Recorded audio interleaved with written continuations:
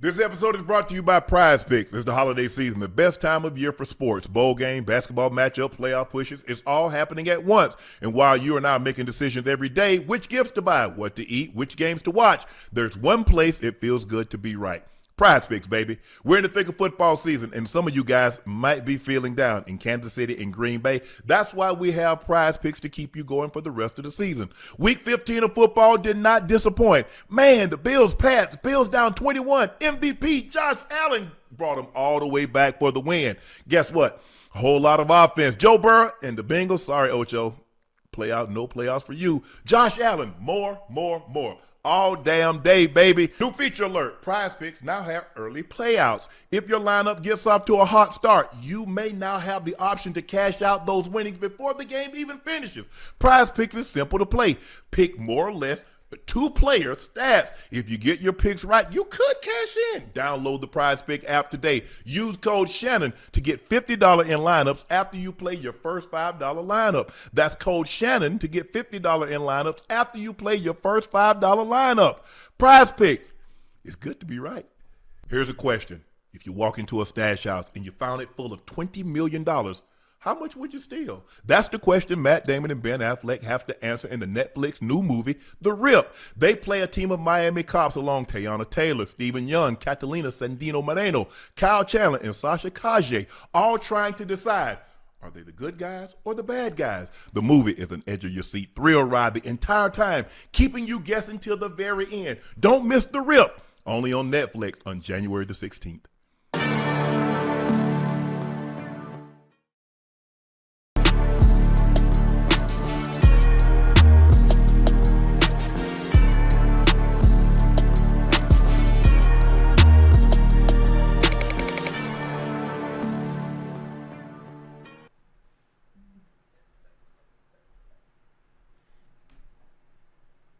Hey, good evening, ladies and gentlemen, and welcome to another episode of Nightcap. Y'all know who I am. I am your favorite Unc. You know it. Nothing feels better than when a plan comes together. You know you've been working on something, whether you've been studying, you ace the test, or you go this job interview you've been preparing for like weeks, months, and then you get the job.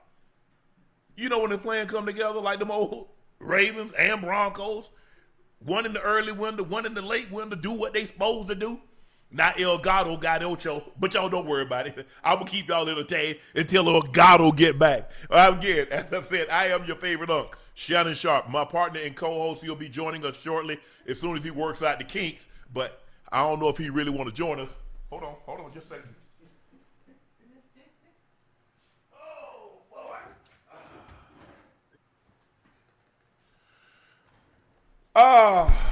The Liberty City legend, bingo ring of fame honoree, the former Pro Bowler and an All-Pro. He's Chad Ochocinco Johnson. Please make sure you hit that subscribe button. Please make sure you hit the like button. Do us a favor, go subscribe to the Nightcap podcast feed wherever you get your podcast from. We would like to thank each and every one of you for your support over the years. It's only been 2 years, but we cannot thank you enough because none of this is possible without you. All the Hip Hop Awards, the NAACP Image Award, the Signal, the Webbies, the iHeart Awards, all these awards and all this adulation and praise that's been befallen upon Nightcap is all because of you. And we want to personally thank you and wish you the very, very best for the happy holidays. Thank you. Those looking to purchase a bottle of Shea by LaPortier and you cannot find it in a city or a state near you, head over to LaPortierCognac.com and order your bottle or two. It'll get shipped directly to your door. It is a premium VSOP cognac, the best tasting, smoothest VSOP cognac on the market. Compare it against other cognacs and you'll see we have the smoothest, best tasting VSOP cognac on the market. Please drink responsibly and stay safe. Head over and check out my media company on all of its platforms. That's Shay Media. And my clothing company, 84 with 84 being spelled out. That link is pinned into the chat. Are the Cowboys officially done? Or the Eagles just need to win one more game? They're not. They done. They on life support. They on life support. Wait a minute. Wait. And the power about to go out. Hold on. They not done yet. They still got a 1% chance. Anytime you have a 1% chance, there's still a chance. Now, I know a lot of things have to go right for the Cowboys to be able to make it, but that 1% still means something. Well, this is what needs to happen. The Eagles would need to lose their final three, and the Cowboys would need to win their final three. Ooh. Hey, that's tough right Exactly. now. Just like I tried to tell you was Hey, tough. that's But tough. anyway, the Vikings go into Dallas and win by the score of 34-26. JJ McCarthy, 15 of 24, 250, 2 touchdowns, 1 INT. Dak Prescott was 23 of 38, 294, no touchdowns, no interception. He was sacked twice. Excuse me. They ran the ball 29 times for a buck 38. Javonte Williams was 15 of 91 for 1 touchdown. Malik Davis had 8 for 21 and a touchdown. CeeDee Lamb led the receiving corps, 6 catches, a buck 11. There's a lot that look. The Cowboys didn't really do a whole lot, especially defensively. And Jerry kept trying to tell you this defense is going to be good and they're going to be this and that. They're not a very good football team. They're not a very well put together football team. And it showed tonight. The Vikings go in and look, JJ McCarthy has looked anything but spectacular. I mean, he has a spot here or there, but he looked like a competent quarterback tonight against that porous defense. Yes. Ocho, what'd you like about what you saw from Minnesota?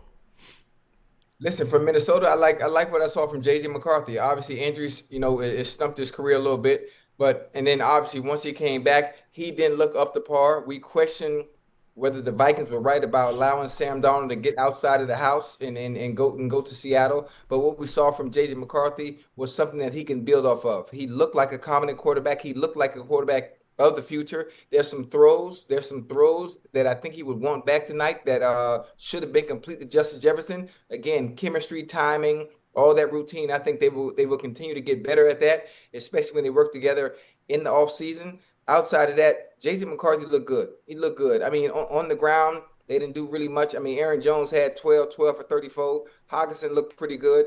And outside of that, the defense played extremely well, pressuring Dak, getting him off the spot. And I think for them, I think they're going to need JJ McCarthy to play good football, not turn the ball over. And when he has opportunities to make throws, he has to be as consistent as possible and allow the defense to carry them the rest of the way through. Yeah, I don't know. I think this season's over. I don't see a path for them to get into the playoffs. Considering you're looking out west, they got 3 teams that already. I think if I'm not mistaken, already have. I think the The Rams already have 10 wins, maybe 11. Yeah. I think they got 10 wins. Yeah. Seattle, San Francisco's right there. So I don't see a path for them getting into the playoffs. They're not. I don't see them catching Green Bay. And could they possibly leapfrog the Lions? We don't know, but it's going to be hard for even the Lions to make it, given what we've seen thus far. With that being said, Ocho, I agree with you. I thought J.J. McCarthy made some good throws. He overshot. He had Jetta on a deep over. He was wide open. If he hits him in stride, that's a touchdown. But then he had Jetta wide open in the end zone, and Jetta just let the ball get up on him, and it went right through his hands. Yeah. Hey, listen, I hate when that happened. Don't that ever happen to you? Hey, you're judging the ball. Your hands are already in place, but the ball gets. Oh, he had some juice on it, Ocho. He had some juice on it. Yeah. He let that one go. Hold on. There's another throw also. That should have been a touchdown. It was a back shoulder. It was a back shoulder to Jetta. All he had to do was hit him a little bit more. Just aim at that outside shoulder pad. But he threw it way too far. Where it wasn't even nowhere near catchable, and that should have been a touchdown as well. Yeah, I mean, look. I mean, he's basically a rookie quarterback, although he's in his second year, and he'll get better timing of how to throw the back shoulder. That is an art. Everybody can't throw the back shoulder. Everybody can't have that kind of chemistry like Aaron Rodgers and Devontae Adams had for so many years. And we see Devontae and Matthew Stafford pick right up where they left off, that chemistry that Devontae had with Aaron Rodgers. We're going to talk about Devontae. He left the game with a hamstring injury that it didn't look good because he went down. It wasn't like he grabbed and limped off. He went down. He's like, he shut it completely down. So that lets me know that thing really grabbed. Hopefully he didn't pull it, Ocho, but we'll see. We'll get further confirmation tomorrow. But looking at the Cowboys, Ocho, this is a poorly constructed team. You look at the back end, it's not very good. They're not very good at all. They don't really have pass rushers. No one that can, that can beat one-on-one coverage, that can get home consistently. You need somebody that can win consistently. Go ahead, Ocho. I'm going to say, when you look at, obviously, there are 3 different levels, obviously, and the second level and the third level is the weakness for the Packers. I think I don't think the linebackers, the backers, Ocho, they rotate. They got Kenneth Murray, and they got the guy that they got from you guys. I think his name is Logan Wilson, right? They're not good. They're not good. So hold on, but that's where I was Okay. going with it. I said that the second level and the third level would be the Achilles heel Okay. for them. Obviously, on that front end, they need. I like Kenny Clark. I like Quentin Williams. I like them. I like what they showed tonight and what they can do, but they need an impact player. Yes. Huh? They need an impact player, someone that can damn near change a game and impact it. But the hard part of it ain't another Michael Nope. Parsons out there. There are only so many. Only so many T.J. Watts. Michael Parsons, only so many Myles Garrett's, but if they can find someone decent who can be an impact player that teams have to worry about when you're playing against the Cowboys, it can change things tremendously for them defensively. Yeah, they haven't had an impact player. The last impact player they really have had, I'm talking about consistent. Like, look, Diggs had an exceptional 1 year. He went to the Pro Bowl. He was an Yes. All-Pro. Deron Bland was an All-Pro, had 1 year. But the true impact player that was consistent game in and game out, that you had the game plan Yes. over years, has been Micah. Now, Micah's in Yes. Green Bay. Now, he suffered an injury. Many believe it's an ACL, but we'll get further confirmation with an MRI tomorrow, Ocho, but it didn't look good because it looked like he tried to change Yeah. direction. A non-contact injury. Anytime we see non-contact and a guy goes down to the ground like that, and he seems like he was in excruciating pain, he knew something because he grabbed that knee immediately. We'll get further confirmation of what transpired, but they don't have that type of guy. And teams that, if you want to win, you've got to have one of those guys. Preferably, you like to have more than one, but if you can get one, you can have a pretty good. Yeah. You can have a pretty good defense. They don't have that. Yes. Eberflus is a guy that he doesn't like to play man coverage. He's a cover two. He's a zone defensive coordinator. At some point in time, Yes. now see, Cowboy fans, y'all keep saying fire Eberflus, but when you had Mike Nolan, fire Mike Nolan. When you had the guy, I think he was, you had what's the guy's name? He was at Tampa. Fire him. You had Zim. Fire him. You fired. At what point in time are you going to hold these players accountable? Y'all don't ever want to hold it because you keep firing. You fired everybody. Go back and look at every defensive coordinator. The majority of the Cowboy fans have said fire him. Fire him. Fire this guy. Fire that guy. Fire this guy. And he was used to be head coach of Detroit. He was the D coordinator for the Cowboys. But they got rid of him. They got rid of Mike Nolan. They got rid of Zim. And they got rid of they just keep getting rid of everybody. At some point in time, we've got to hold people accountable. And you know what else, Unc, too? I think people need to also understand and recognize, regardless of who the coaches are, most of the time, coaching is one thing. It's one thing to have a bad coach. It's one thing to have a great coach. But also personnel matters. What you have to work with also matters. If you don't have the players to be able to run whatever scheme or tactics that you have in play, those philosophies and ideologies from a game plan perspective aren't going to work regardless to who's coaching. Coaching is good. It's a great thing to have. But if you don't have the personnel, if you don't have the players, the special players at certain positions to be able to do some of the things you want to do defensively, it really doesn't matter who the goddamn coach is. No, it doesn't. It doesn't. I don't think the players are. I mean, they're okay, but they're not game changers. They're not lifesavers. They're not. Man, I gotta have that guy. I gotta have. Oh boy, I need him. Right. They don't have one player on their defense. I like Overshawn. He's a speed guy. He can wreak havoc. He's coming off an injury. I think next year he'll be better than he was this year. Huh? He was the head coach of Detroit. He was the head coach of Detroit. He was also the D coordinator in Dallas that they end up firing.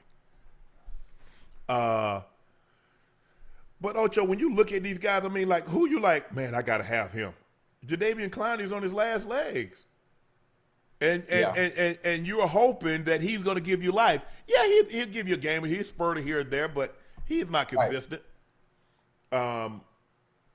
The corners, okay, and it's got to think about it. And I knew this was going to happen because if Jerry Jones takes money from you, he finds you. You really pissed him off because Jerry doesn't care. Oh, yeah. Jerry doesn't care about the money. If you play, go back and look at Jerry's history. All those guys that he had, there were guys that missed practice. There were guys that late. But if you play Jerry, the hell with that. The moment he took that $500K from Diggs, Trayvon. Now he said he's ready to play another healthy scratch. He's out of there. Yes.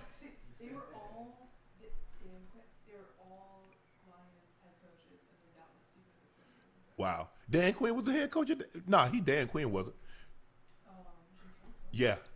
I mean, but think about it. Think about all the defensive coordinators that the Cowboys have had, Yes. from Rod Marinelli to Mike Nolan to Dan Quinn was very good, but he ended up getting a head coaching job. But you go back and didn't they have a guy from he was at Seattle. Richard. Huh? But at some point in time, we've got to hold players accountable. Jerry's done a great look. Yeah. Jerry wants credit when things go good. Okay, Jerry, you put this roster together. You say the buck stops with you. You put this roster together. Not only does the buck stop with him, he said on numerous occasions when people have asked, is there anyone that can do a better job than you can? And he's stated countless times that no one can run this team better than I can. And he has the last say so. So technically, the last say so, he is responsible for that. He's responsible for that. 30 plus, or however many years it's been since they've won a Super Bowl. 1995, and they're not going to make the playoff this year, so they damn sure not going to win the Super Bowl this year. Ocho, hey, this is how you can tell if somebody's really good. Let's just say, for the sake of argument, if Jerry Jones, would you think any of the other 31 teams would hire Jerry Jones as their general manager? No, fuck. Oh, my bad. No, absolutely There you go. not. And he can only general manage this team because he owns it. Yeah. He's only be a CEO of a company that he owns. That doesn't mean that. I mean, I get it. I get it. But he's not good at picking players. He's not. And I like Jerry. He's a great guy. If you ever been around him, he's very charismatic, and you understand why his players, the majority of them, like him. Right. But he's not good at this. Yeah. I'm sorry. And Cap, whoa. Oh, we going to the playoff. Man, I ain't Ocho. They are American. Because everywhere I go, if you ask somebody who they root for them Cowboys. They root for the Cowboys. I say you from South Dakota. How the hell you jump over all them teams, Green Bay, Chicago, and all those teams to go to Dallas? Yeah. I mean, it's what they did in the 90s, Unc. What they did in the 90s. They made such an impact on people that weren't even from Dallas during that time, during that tenure when they were great. People are still fans of them to this day. And the product itself is so strong, even though they haven't won in so long, the product itself, it sells itself, which is why they're considered America's team, even though they haven't won anything, because no team will ever be able to top them, regardless of what they've accomplished, whether it be the Patriots, whether it be whether it be the Kansas City Chiefs of late. Nobody will be able to top what they've done over the years to where they can take that title of being America's team away from them. People will always root for the Cowboys, and Jerry knows that. What happened, Ocho? Because they had, it was in two phases. In the 70s, it was the Cowboys. They was on, they were winning, and then you had that lull in the 80s, and then the 90s when TV was really, when NFL football was really starting to hit, they hit it again. Yes. And so you got grandparents and parents that were Cowboys fans because of what they did. Look, they had the nice, the fancy uniforms. That blue was perfect. Tex Stram did an unbelievable job when he picked out the colors and said, you know what? This is really perfect for television, because when the eye sees this, then you have this stadium. It got a hole in the top. Why'd you put a hole in the top? So God could watch his team play. Ooh, I like that. Ooh, God, watch the Cowboys. Yeah. So they had cheerleaders. Nobody else had that, Ocho. So they did a lot. They did a lot of marketing to get the casual fan that, football was regional. My team was right here. That's why I root for. But then when the advent of television, because television really started hitting in the 70s, because that's when Monday Night Football. Guess who came on Monday Night Football a lot? The Dallas Cowboys. So now we get an opportunity to see. But this team is not put together very well, and they got some situations. Now they're going to have to sign Dak back. Dak is about $80 million against the cap. They're going to give him another extension, lower that cap number. Yes. What are you going to do? What are you going to do with Pickens? The last two games, he hasn't looked like the George Pickens that we saw Ocho the first 10 or 11 games. Whatever reason, I don't look. We know what happened to Detroit today. I don't know. Yeah, he wasn't targeted much, Unc. And it seemed like they wanted to get everybody else involved, based on the way it looked, the way the plays were called. He They had the wanted to get second most CD targets, back in. Ocho. He He did. did? CD had 10. He had 6. Yeah, it didn't seem like it. It didn't seem like it, honestly. Um, I, hey, oh, we still got a chance. We believe in this locker room. No, you don't. Yeah. You ain't got no chance. You're not Hey, winning. You're not going so, anywhere. You're not doing anything. It's over. It's over. yeah. And when you think about it, hey, when you think about it too, hey, understanding that they need a makeover, it's not going to be easy. No, It's not like the snap no. of a finger, the all season comes, or you're gonna find players in the draft that are just gonna come in and make this significant difference and significant change and being able to help you. It's gonna be a build. It's going to be a build. Unless you got damn Jeffrey Lurie or Howie Roseman and have a knack, for getting players and getting the Yeah. right players that you need, it's gonna be a Ocho, while. right now, the Rams are the number 1 seed. They're 11-3.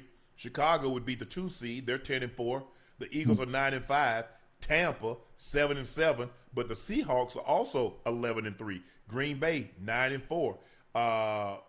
They're in the 7th seed at 9 wins. Detroit, Mhm. they're in the 8th seed with 8 wins. Carolina blew a golden opportunity today to take over the Mhm. NFC South, but they lost. They're 7-7 in the 9th seed, and the Cowboys are 6-7-1. They're in the 10th seed. Minnesota, Right. Atlanta, New Orleans, Washington, Arizona, and the Giants all have been eliminated from playoff contention. Mm. Dang. Just like that. It's just like that. I thought JJ McCarthy was a little jittery early. I thought they was gonna I said, Hmm. okay, Dallas, this is your golden opportunity. Dallas, this what Dallas normally does, Ocho. When they're really playing well, what they normally do is Yeah. that they win that game before Thanksgiving. They win the Thanksgiving Day game, and then they got a Mhm. long break, and then they come out and win that game, and now they're feeling good about themselves. Where they lose the Right. Thanksgiving game, they lose coming out of Thanksgiving, and now they got a very tough, a very solid Chargers team coming in, and then the Yeah. last two That games are yeah. on the road. The Yeah. Chargers are going to need to That's tough. win because they've got to keep pace with the Broncos. Hey, well, your never mind. Whoa. I don't want you to say, don't you say my Broncos, and don't you say, Yeah, I'm good. I'm good. oh look, hey Chad, I don't know how many people that didn't play for the Ravens got a hat with their number on it.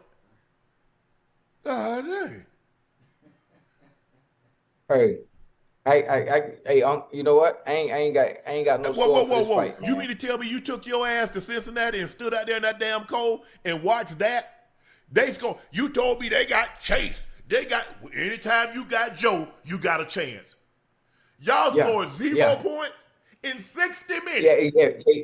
hey, Unc, it was a donut, Unc. It was a donut. Hey, it was bad. It was embarrassing. It was Not embarrassing for me embarrassing because enough. I had Okay, check this out, yeah. Ocho. Trayvon Diggs did not play tonight, according to reports. This comes after what was described as a great week of practice, but the relationship between Diggs and the organization has soured and has been severed. Diggs, who last played week 6 and has already been activated from IR, told reporters this week that he was ready. After the game, Jerry told reporters Trayvon Diggs isn't healthy enough. Mm. Well, you know what that is. It's gotten to that point. It's gotten to that point where obviously if a player is telling you he's healthy and he's ready to go, and anyone, especially the one in the position of power who makes the call and gives the red or the green light on players to play, forget the doctors. The owner comes out and says that, you already know it's severed. You know it's severed. And obviously, once it got to the point where Jerry Jones took money from him, because he wasn't in the facility during the off season to being able to rehab so they can keep track of how far he was or how far he came along or what else he needed to do, and he did things on his own. At that point, you understood they were going in a different direction at that point. Absolutely. And, Ocho, remember there are games he wasn't starting. He didn't start. You paying a guy that Mm. kind of money, you mean to tell me he doesn't start? Yeah, yeah. Don't, So, don't worry about but it. here's the thing, Ocho. If he's not healthy, why did you activate him Mhm. off IR? Mm. Listen, the games that they play that we don't understand and Oh, have we no answer understand. to. No. the people at home that don't play the game and doesn't really understand the business of the NFL. We right. totally understand. You know it, though. Oh yeah, absolutely, absolutely. Because clearly, in order for you felt he was healthy enough to activate him off the IR, because then you get a window. Right. So if you wasn't healthy, why'd you even activate him off IR? Just leave him there. Right. That's messed up.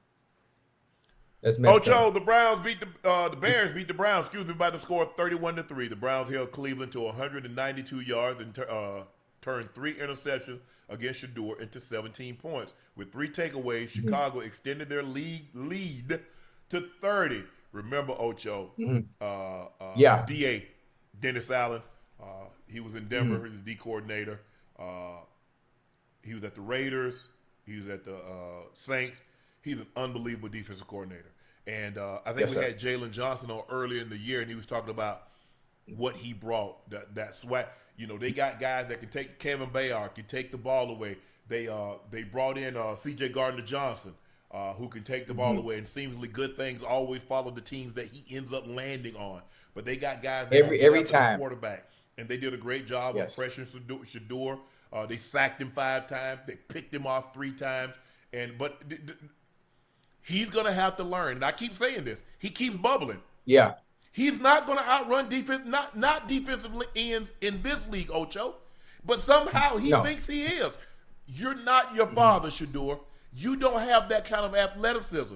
Sometimes you could step up and then go. But you trying to bubble, it ain't going to happen. Yeah. He made a couple of good throws, though, Ocho. He hit 16. I forget his name, Ocho. Bond. Yeah. He hit him. He had him for again, but he put too much air. The wind got it and killed it.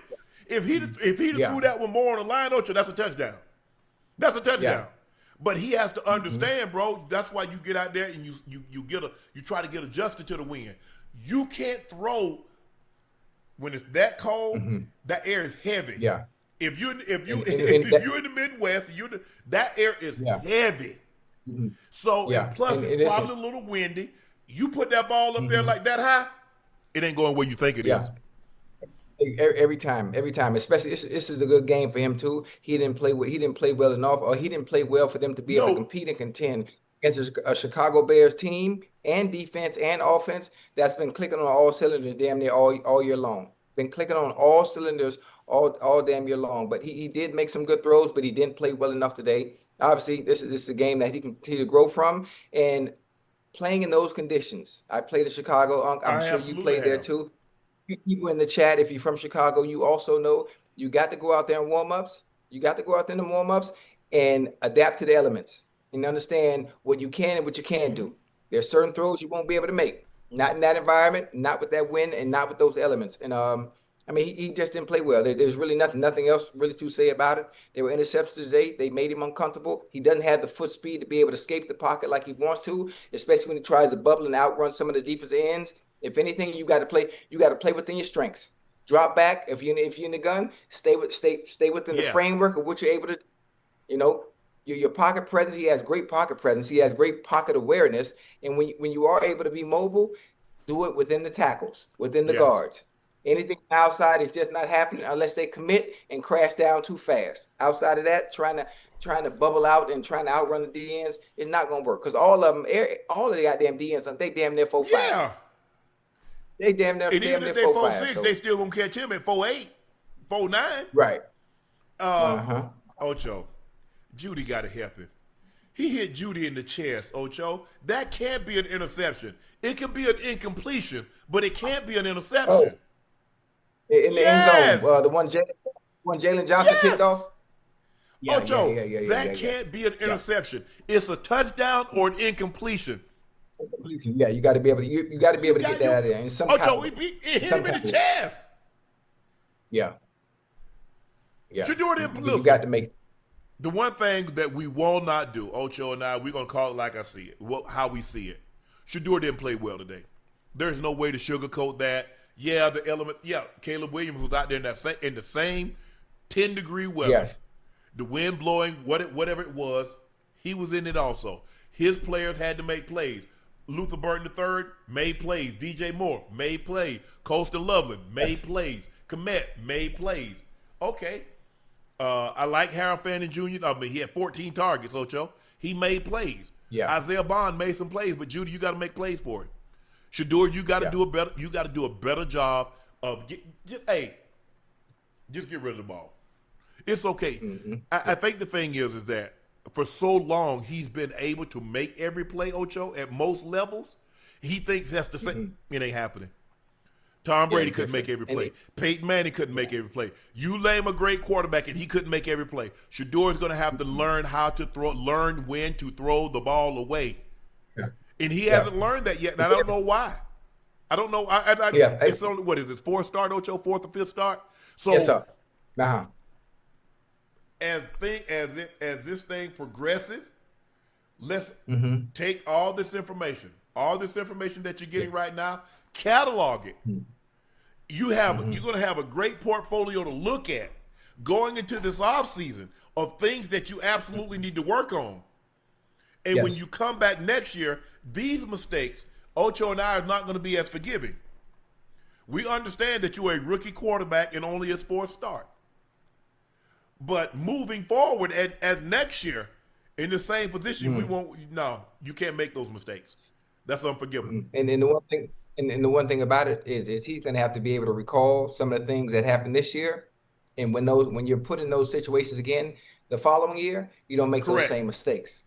You don't make those same mistakes because you're able to recall, okay, I know this is happening. Oh, shoot, they run the same defense. Or I see that safety coming down. I see that safety playing on the hash. And okay, they're not coming. I understand. And so once you're able to recall the information and regurgitate it mentally in your head and visualize what's coming, because, damn, I saw that last year. So I know exactly what's coming.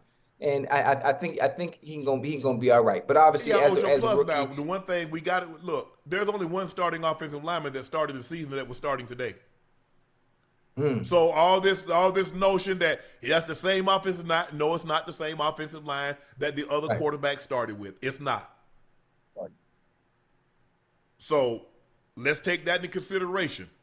So now he's out there playing. He's playing with a backup offensive line.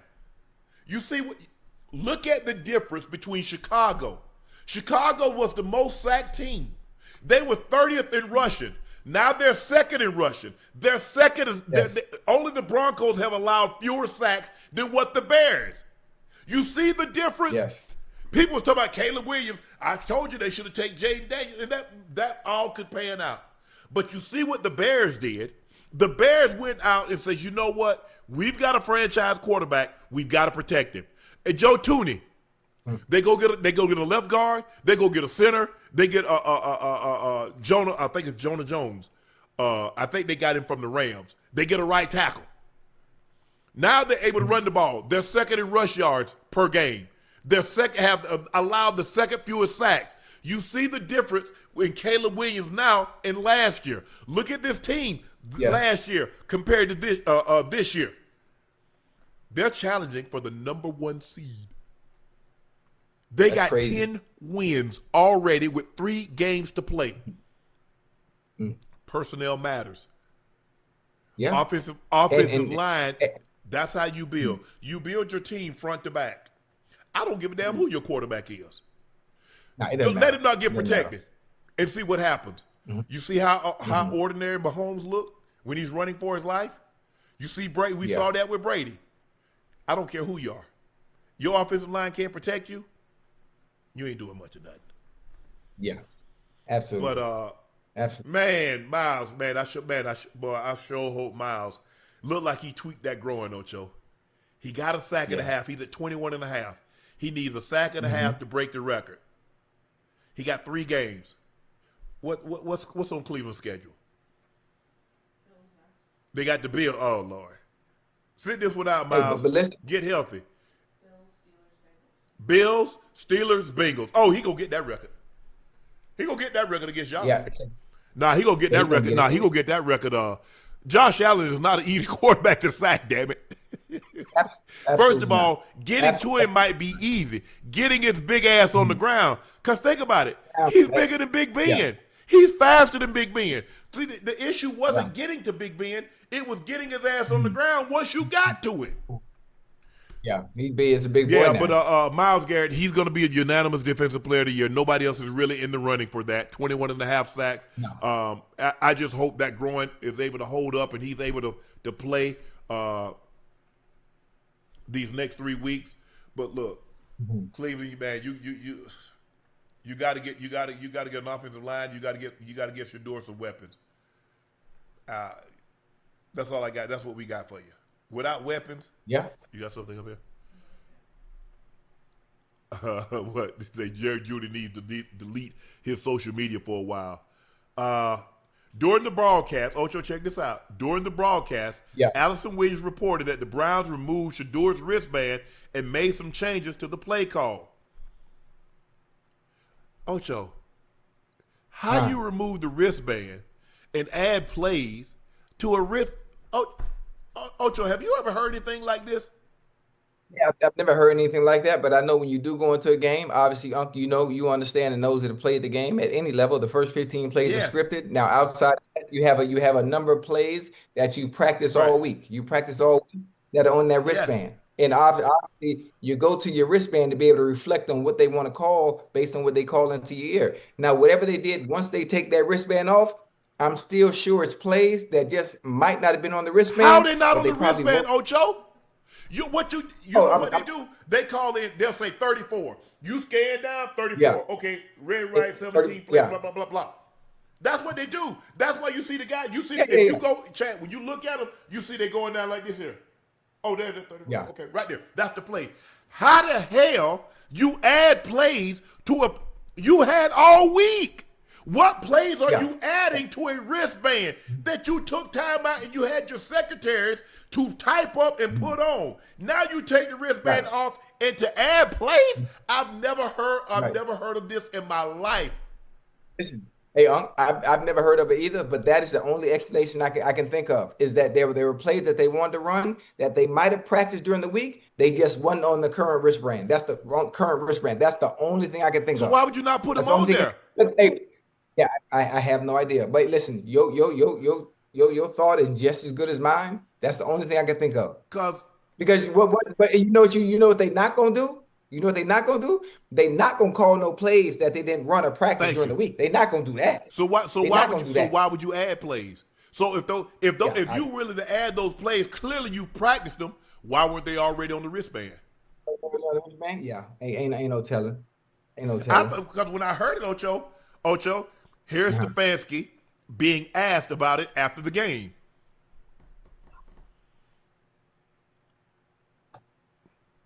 Early on, was there something wrong with Sanders' wristband? Yeah, there was a miscommunication early. I think they mentioned that you guys had the wrong plays in the wristband on the first 2 drives. Is that accurate? No. Yeah. There was something. I don't know if the wristband got something on it or whatever it was, but there was we got that fixed pretty quickly. Ocho. I mean, you know the funny thing about it is it's hard when reporters ask a coach a question, especially like that. A coach is always going to be PC. He's always going to be politically correct and not give the true, honest answer on what the issue is behind whatever it was that happened with the wristband. They're never going to tell us the truth. They're never going to. So now it leaves all of us guessing. It leaves all of us guessing because the wristband is made up. Excuse me, before, but maybe a Friday, Unc, or maybe a Saturday, because you understand what plays you have, what bulk of plays you like, what bulk of plays we ran in practice that Shedeur did well. And that's what goes on the wristband. But here's the thing, Ocho. They're not leaving till Saturday morning. So Saturday morning is the last official wristband that you're gonna get. Right. So that's what you're gonna have. That's what your first 15 plays, the first 15, you already know what they are. You walk through those. You talked about them the night before. The quarterback coach has gone over those with Shedeur. These are the plays, the first 15 plays that we're going to call. This is a first down play. This is our second down play. This is our third down play. This is what, X, Y, and Z. This is our red zone play. This is our goal-to-go play. That's all on the wristband. There might be 150 plays on the wristband, and he'll tell you play 76. So you got 76. Okay, 76. Okay. But I've never heard anything like this because they asked him what the wrong plays on the wristband. He said, no. So I don't know what to make of this, and I don't want to make it seem like we're trying to make excuses for him. But I've never heard this before, Ocho. I really haven't. I haven't, and it's really somewhat of a red flag for something like that happen in the middle of a game. In the middle of a game, we as coaches, excuse me, I'm talking about we as coaches, but as players, I understand how well prepared we are going into a game. So how something like this can happen is beyond me, especially at the NFL level. Is at the NFL level preparation. Man, listen, there's one thing you would never be able to question about all 32 teams is the way they prepare in a week and preparing for an opponent. There are really no mistakes and no error because there's too many moving parts to it for it to happen. It's too many moving parts. I agree with you, Ocho. It might be a situation. I've never heard of this before, and I don't know how it happened. We don't know why it happened. But if I'm Jimmy Haslam, I'm going to need some answers. Yeah. I'm going to need some answers. I want to know how, for the first two drives, the wrong plays were on the sheet, and we had to take the wristbands and make some adjustment to it. I need to know why. If I'm Jimmy, I'm calling my friends. I don't know who's really friendly with. I'm gonna ask the other owners. Have your coaches ever had a situation do you know about where they had to change the wristband because the plays that they gave the quarterback were the wrong plays, or the plays they didn't want to call, or something like that? Because I need to know why. Mistakes happen, but not the egregiousness of this mistake. No, not them kind of mistakes. Chicago, Caleb Williams, 17 of 28, 242, 2 touchdowns. DeAndre Swift almost had 100 yards. He's 18 carries for 98 yards. They 33 carries for $143. Luther Burton III was 6 for 84. DJ Moore had 4 catches, 69 yards, 2 touchdowns. One of those in which Caleb was rolling to his right, and how he got that ball through 2 defenders. Hey, I still don't know how. I still don't know. Hell, I didn't know where the ball went until I see DJ Moore flick it on the ground. I said, "Hold up, he caught it." Yeah. Hey, listen, Caleb Williams, as special as he is, he breaks so many rules. Very few quarterback can do. Very few quarterback can do some of the things he does. Caleb Williams, you see Patrick Mahomes do it. You see Aaron Rodgers do it. You see Brett Favre do it because they trust their arm talent so much, They trust their arm talent so much, they understand. Listen, you rolling to your right and you're throwing against the grain with the momentum going the opposite way to the other side of the field. I mean, that's one of those plays where the coach would be like, "God damn it, no!" Yeah. Because you definitely into the end zone. You definitely say, "Don't throw back across your body." He's throwing across his body in the end zone. He threads it through 2 guys, and DJ Moore comes down with it. If I'm Myles Garrett, I'm looking at that Shedeur's offensive line. I say, man, I just wish I could play y'all. I'd break Derrick Thomas's record if I played y'all. Hey, the funny thing about it is, think about all the teams he's played. And he's been able to accumulate and attain the amount of sacks he's had this year. So technically, when it comes to him, it don't matter who the hell he's playing. He'd have 8 sacks. Because DT got the record at 7. He had another game he had 6. But think about it, Ocho. Yeah. If Myles Garrett played this offensive line, how many sacks you think he'd get? That wouldn't be fair. They have the double and triple team him, Mo. They have the double and triple team him every time. I saw CD Lamb looking at the Jumbotron. I know what he was thinking. Boy, if I went against these DBs in a game, I'll cook their ass.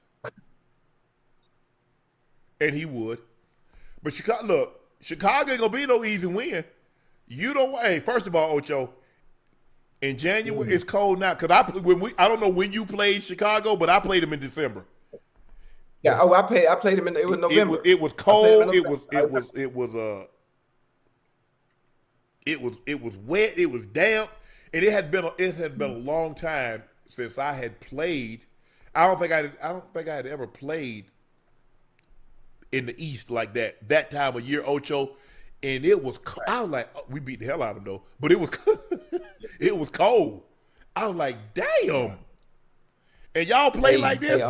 If I'm not mistaken, I think Singletary. I think Singletary was still there. I think 93. Mm-hmm. I think Singletary played 14 years. So he might have retired in 92. Because we played him in 92. No, we played him in 90, and then we played him again in 93. Yeah, so he wasn't there. But we kicked their ass. They beat our ass in 90. But Chicago going to be tough, man. They can run the football. They're second in rushing.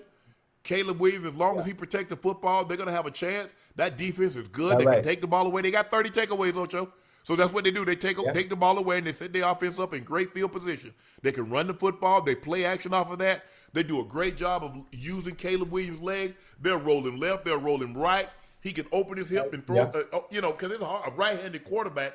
Normally you want to roll him right. But they don't have a problem rolling him to the left because he can arm angles. He can open his hip and throw.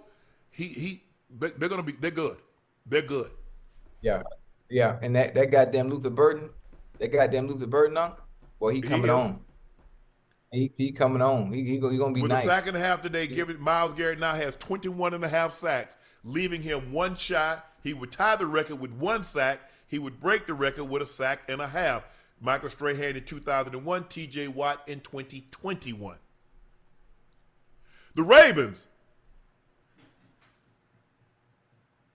my team,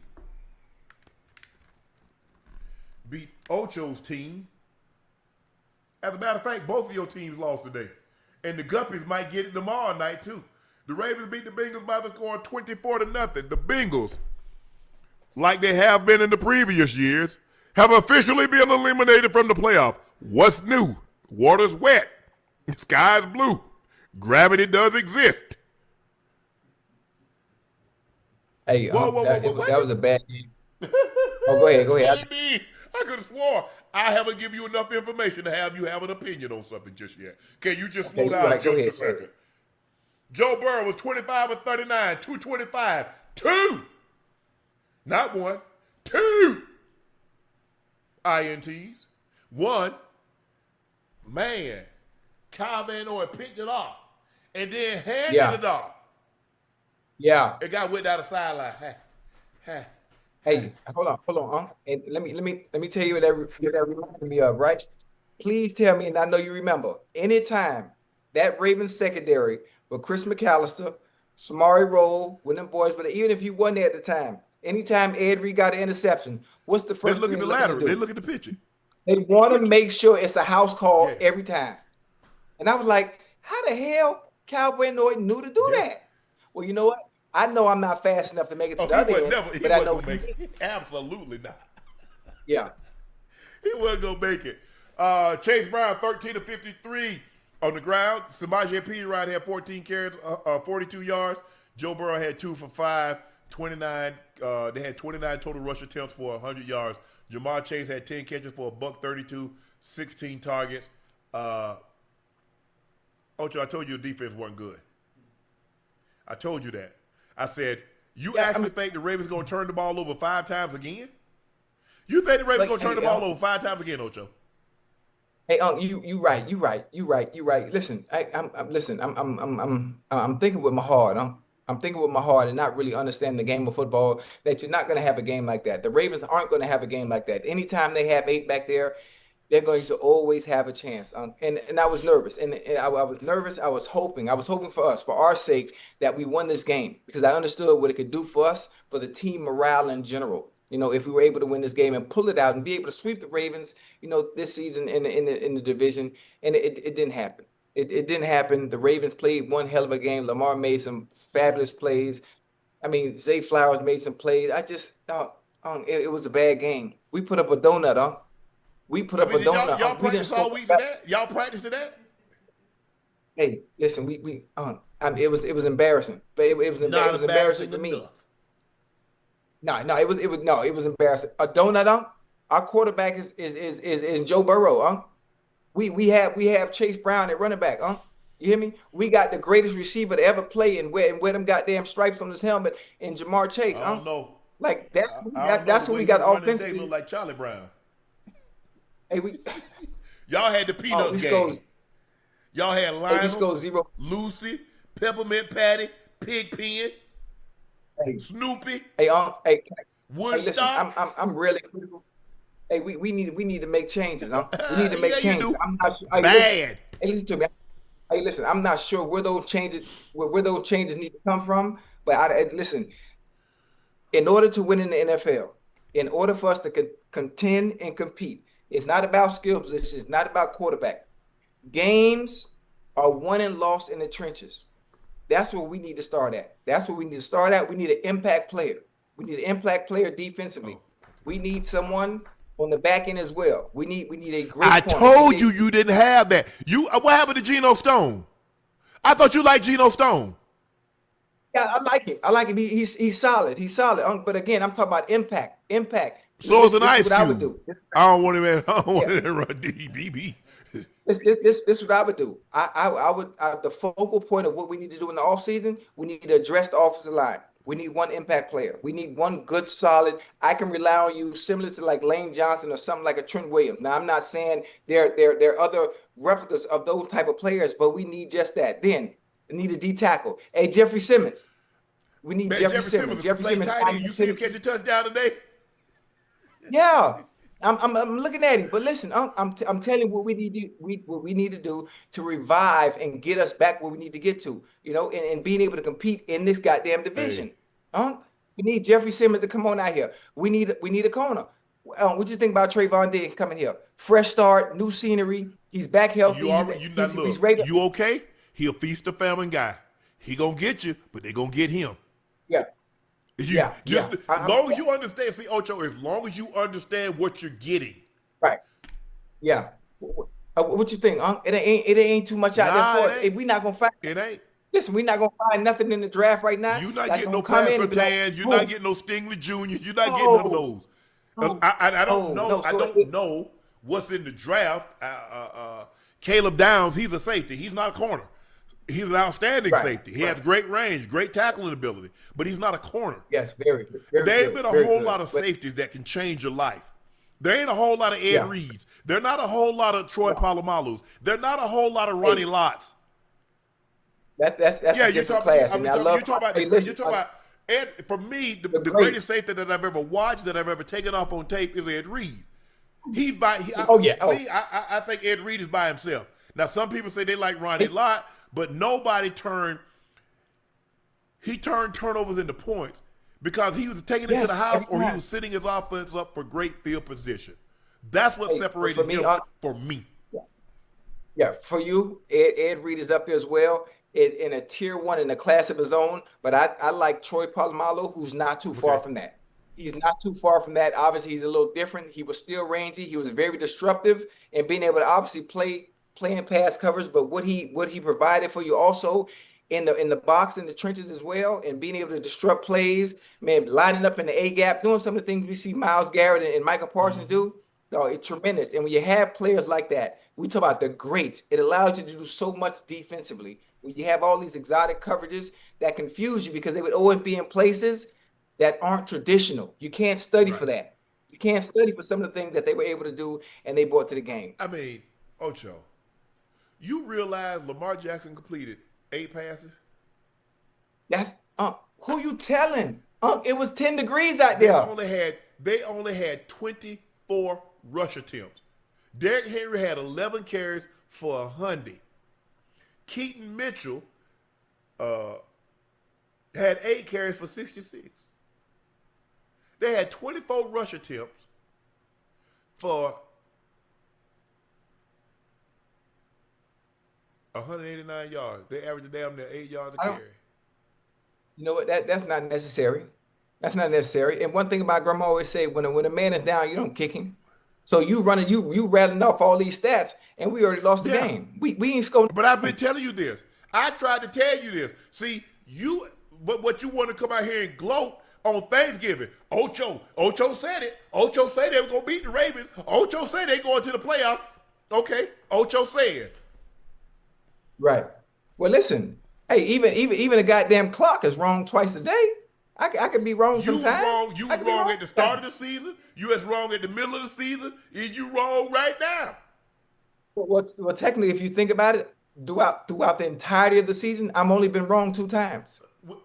I've only been wrong Well, twice. first of all, you've only been right twice. That Joe Burrow was coming back and y'all was going to beat the Ravens. Well, he did come back and he beat the Ravens. That was his first right. All the other times you've been wrong. I told you, Brownie, Brother Brownie. Hey, Chad, y'all remember he said Brother Brownie? Oh, Brother Brownie going to do this thing. I mean, I was fooled from last time he had starts. I was fooled. But listen, we got to clean your house. I'm not sure what we need to do. Oh, I gave some suggestions. I gave some suggestions on what I think we need to do or who we need to acquire, veterans that we need to acquire that can come in that are experienced and we know what we get. Because the draft is not going to do it. And nobody coming in the draft, offensively or defensively, and just changing everything, drastically. And Ocho, remember, you said, who y'all play next week? I said we play the Packers. Oh, y'all losing that game. Who said that? Yeah, you. Hold on. I listen. I don't think I said it because you would have to show me. Chad. I wouldn't bet against that defense. No, y'all that's got. what you said. You said, the Packers gonna beat y'all. You gonna be just like us. I wouldn't bet against y'all defense. I know I ain't say that. I know what y'all. Chad, did he say it? The chat don't know. We're gonna find that clip. Have them start looking for that clip where Ocho said Green Bay was gonna beat the Broncos. I promise you ain't say that. Ocho, what Butter? Did Butter go to the game? Did Butter enjoy himself? Listen, Unc, man, Butter came to the game as a Ravens fans. Listen, the Bengals fans, they open their arms, with open. We showed them some hospitality, it's his first game coming out here to Cincinnati. He loved the Ravens, he loved him some Ravens, so the Ravens. So I made sure to show Butter some love, and I made sure he was able to meet Lamar. And whatever, and it was embarrassing. It was for me. It was embarrassing because I had company. In the building, and we ain't scored no points. So now I can't even talk no trash. If I'd known that, I'd have sent him this hat. You think he'd have wanted this hat? Hey, I'm gonna let you talk to Butter, man. Hold on. So, what up? Hey, Butter, what is? Talk to me. Hey, he was sick. Hey, how you get thrown out of Chase suite? Cause listen, cause they was talking so much trash. They would let me have it. But they was talking so much trash. But as soon, cause I knew Joe was gonna give me something. I asked Joe to give me one home. Give me one. And he threw that pick six, boy. I couldn't contain myself. Hey, we're gonna take a look at this. Let's look at the video right quick, Butter. Let's see. Hey, this Butter right here in the suite. Yes. Let's go. That's what I needed. Come on, go to the crib. Why am I not cheering? Why we not cheering no more? What's going on? I can't. Ocho, get the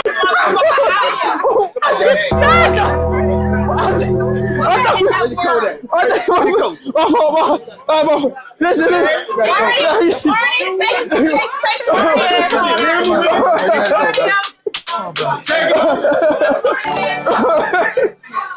Hey, listen. I appreciate you, bro. Appreciate you for having me. Damn, but they kick you out for real. But I thought you were playing. How they kick Butter out? Butter. Fuck. They kick you out for real, bro. I thought you were playing.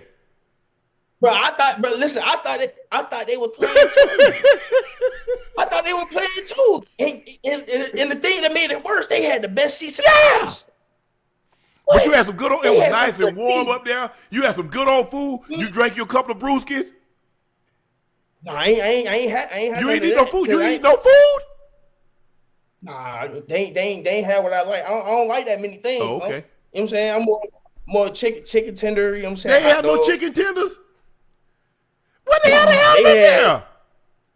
And I don't know. I ain't gonna lie. I was a little afraid to go back there because it was like 40 of them in there. So I ain't want to gloat and eat their food. So that's the best part about it. You gloat and eating their ish. I know, but we already came. You know what I'm saying? We already came in their crib, put our feet up on their coffee. That's what you're supposed to do. And you had mud on your shoes too. And what? I'm telling you, all that. And I couldn't wait for it. I was hoping it was gonna be a glass table so they can see it. Ooh, that's what we do. Look at that. That's what I'm saying. And Ocho, you know what I'm saying? He was talking so much trash. I tried to tell him. I tried to tell him the script, but he ain't want to listen to me. I'm going to listen to Butter. Butter ain't gonna lie to you. I lie for him before I lie to him. Yeah, I know that. But he wasn't listening to me. He listening now.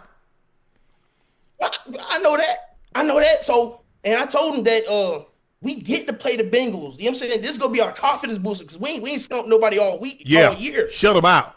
We gonna get. I mean, they had a great think about all that practice time they put in out there in the cold, playing the cold, and you don't score no points. You came out better not even practicing. I told him I tried to tell Ocho to tell him to stop the game. it ain't work. It ain't work. But see, what I was gonna try to do, I was gonna try to get a little scrimmage in with them since they season over. Get some more confidence about him. Hey, they might well sign you to the practice squad, Butter.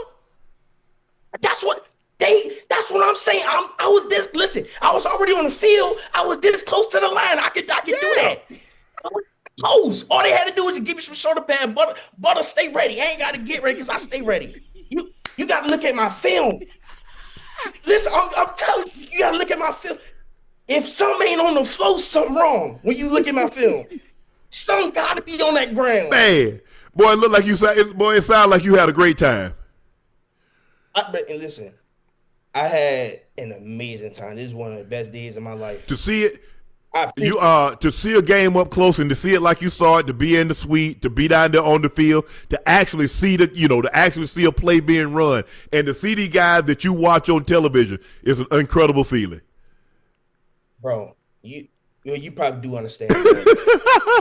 I understand a little bit, brother. It was amazing, dog. And for that to be my first NFL game ever. Oh, that's the first time you've ever been to a game? First time. The closest I came to that was like a Norfolk State football game. Oh man! So your first game, you actually on the field.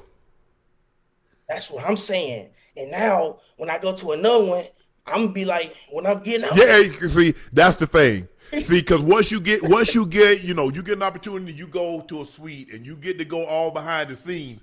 Watching the game in the stand is not the same. It's not. You spoiled now. The thing is, though, I got a little glimpse of it when they kicked me out. I had to go out there then.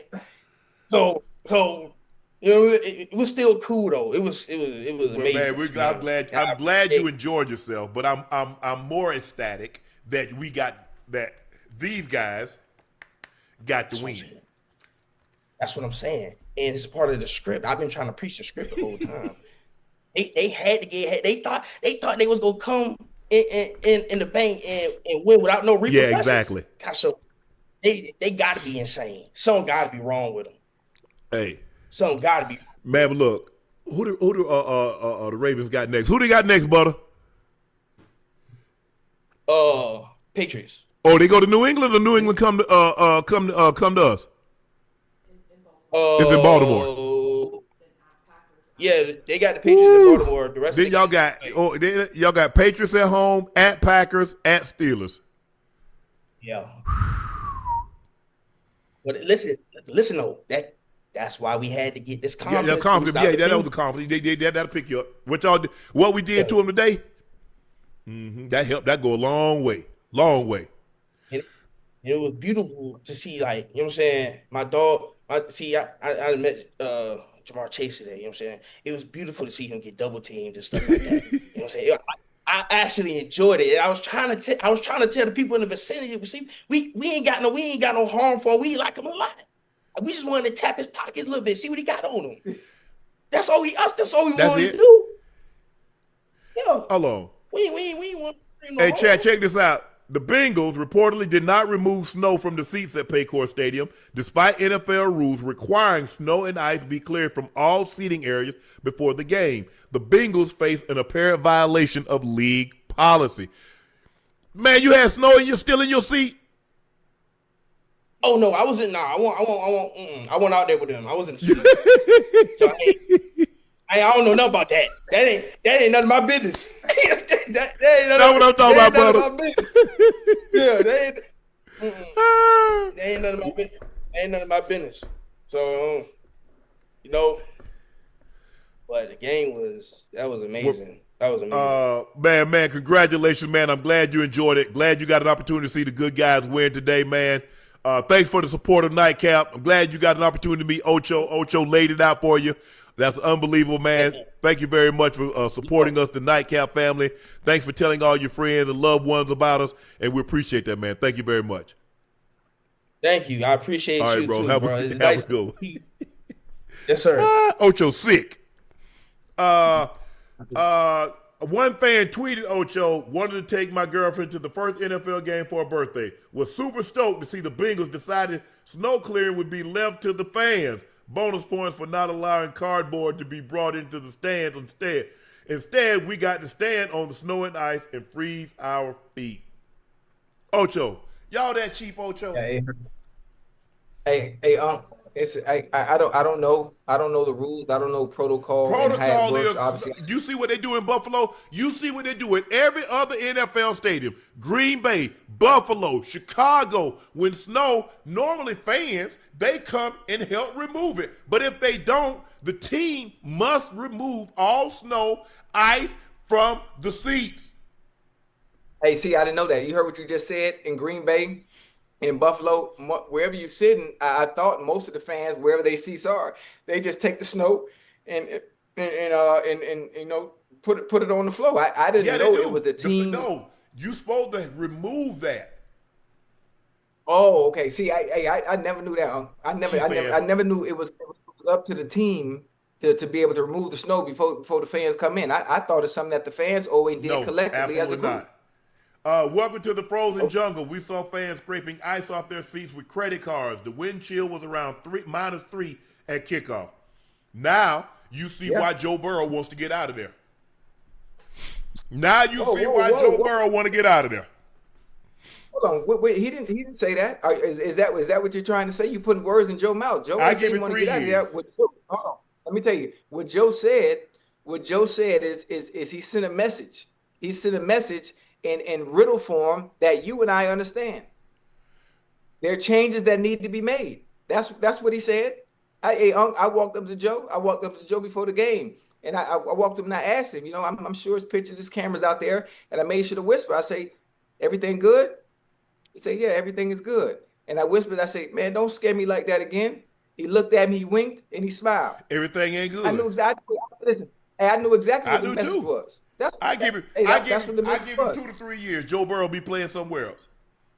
Yeah, listen, in two to 3 years, the changes that he wants with that little message he said last week. Oh, no, that was this week. With that little message he said, I guarantee you, those changes are going to be made. You know why those changes ain't going to be made?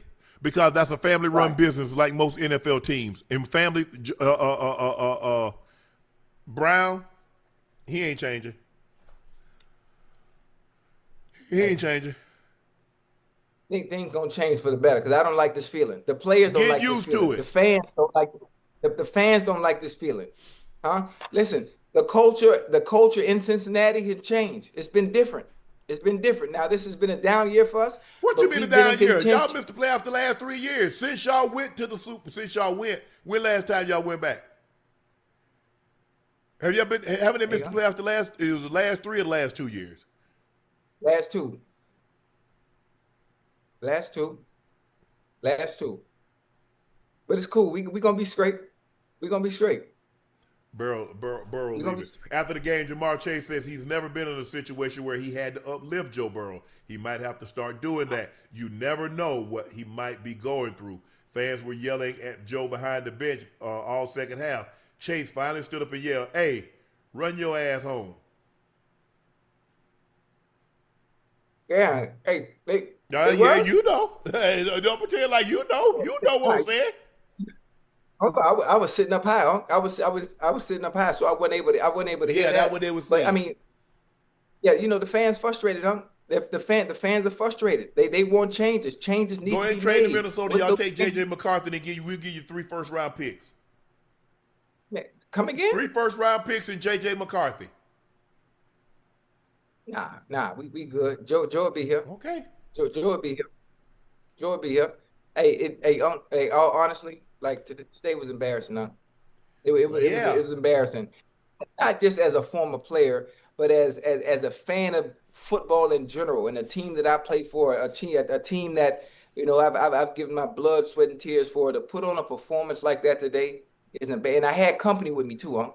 I brought company with me. It was his first NFL game, huh? His first NFL game, he had a chance to watch his favorite team meet his favorite player, LaMarvelous Jackson, and that's what we do. 0 points. We practice Wednesday, we practice Thursday, we practice Friday. We got walkthrough on Saturday, and we played the day and scored 0 points. That's exactly what y'all did. And it ain't no surprise. Boy, that's bad, that boy. What you want? Oh, you know what? Let me put this 82. That's bad. This. Hey, let me tell you something. Hey, it's funny how you kick a man while he's down. Ocho, I ain't say nothing. I just got on. It was cold in here.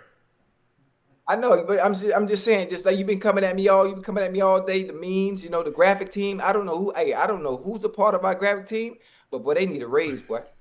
Hey, them some creative folk, boy. Of course. They creative, and and I shared. I could be honest with you, cause we family. I shared a tear today. I shared a tear today walking out the stadium, and it was so cold. They froze. The tears froze on my face. They froze on my face because I know you was crying. Out now. 0 points. Do you know how bad you gotta be to score no points? See, you practice. I mean, think about that. Just think about it. I'm saying. Hey, before you keep going, think about my mental health. Think about what I'm going through right now. You ain't going through it by, far enough. Let me go put you back in some stuff. Think about it, Chad. If you practice all week, let's say you got practice all week. So you practice Wednesday, Thursday, half a day Friday, and you get to practice for about 15 minutes on Saturday. And on Sunday, I'm gonna give you an hour to make a free throw. Yeah, you're right. Y'all couldn't even get in field goal range. So what happened to sportsmanship? When? When in elementary school. We get paid. I'm just saying right now. I know, but you don't feel bad for me at all. So you rather my mental health suffer now? You know what? I'm gonna uplift you. After the show, I'm gonna call you to make sure you're okay. But in the meantime, I'm about to tear your ass up. Hey, because I already know. If the shoe was on the other foot, I wouldn't. Hey, if the shoe was on the other foot, I wouldn't do this. I wouldn't do this to you. Because all you was talking about, can't say foot or ball. But yeah, it had a chat. But listen, hold on. Listen, I can't say foot or ball. I can't say touch or down because we ain't even get that. Hell, I can't even say field or goal. We ain't get that either. Yeah, I mean, they got graphics for my team. They just had to hold on for like 3 months. Because we ain't lost. We ain't lost. It's cool. We got 12 wins. Yeah, y'all good. 12. Y'all good. As a matter of fact, we clinched the playoff spot. You did? Hold on. Hey, you clinched you hey, listen. All y'all gonna do is y'all gonna play one more week than we do. That's it. I don't even know why y'all playing. Ain't nothing to play for. Hey, y'all gonna listen. Y'all gonna meet us in Cancun anyway. Ocho, we just gonna be there a week earlier. We gonna be there. I told you the same thing I told the Cowboys. They say if you book international flight 90 days in advance, you get the best price. I told y'all to book y'all flights in October. The same thing I told the Cowboys. 90 days. So middle of October, middle of November, middle of December, January, anywhere you want to go. Y'all want to go to Tulum, you want to go to Jamaica, Ocho Rios, the Seychelles, Amalfi Coast, wherever. Hey, I like it. You feeling good, huh? You feeling yourself? You feeling yourself? My team lost. It's cool. We down. Listen, it's like life. Do you know how pathetic? Think about it. You watched the Browns. They were pathetic. They scored 3 points. God dang. Wasn't able to get in field goal range. Y'all wasn't able to get in field. Hold on. You mean to tell me you got a top 5 quarterback and arguably the best receiver in football and you couldn't get in field goal range? I mean, we had some plays that we would like back. We had some touchdowns that should have been touchdowns. We had some plays that were missed. Obviously, I can see sitting in the stands, but when you're field side as a quarterback, sometimes you miss it. Sometimes I don't know about no ticket. I don't know what you'd like to have back. I know the fans like to have their money back for that performance. Yeah. Yeah. I mean, listen, I wouldn't blame him right now. I wouldn't blame him. I'm just honestly, there's nothing I can say. I can't defend any part of the organization. Don't worry about what we do and talk about Cowboy fans. Y'all gonna lose in the playoffs. Y'all losing in the regular season. Y'all ain't gonna even make the playoffs. So don't worry about what we do. Don't worry about it. Hey, boy, you right. You riding high on your Ravens and your Broncos. Congratulations. Whoa. Congratulations. Why you mention my team? I'm just saying I'm saying No, I want no congratulations. congratulations. I'm not talking trash. Congratulations. I know we got a lot of Ravens fans in the chat. I know we have a lot of Broncos now. You fans talking about congratulations? Yeah, nah, we good. We don't want that. We don't want nothing. Hey, I'm showing sportsmanship and humility. That's me. I could admit when I'm defeated. I'm defeated. You been Ocho. I've been preparing you this for 2 years. I to tell you, prepare for the season. I said, Ocho, y'all not making the playoffs. Well, you only knew that because Joe got hurt. I told you weren't going to make the playoffs. You told me, brother, and I told you. I said, I don't even know why Joe coming back. All he gonna do is make himself mad. He gonna win a game, and the next thing you know, y'all gonna lose out. And he gonna be mad, frustrated that he came back, put himself in harm's way for what? I get it. We're not wired to sit on. If we're healthy, we're gonna play. That's how we're wired. That's how he's wired. But your team sucks. Yeah. The Broncos defeated the Green Bay Packers by the score of 34-26. Woo! Bo knows. 23 of 34. 302. 4 tubs. No sacks. Cortland Sutton, 7 for $113, a tub. Troy Franklin, 6 for 85, a tub. Lil Jordan Humphrey, 3 for 42 and a tub. Michael Bandy bounced around, been on a lot of people's practice squad. 1 catch, 20-yard, tub.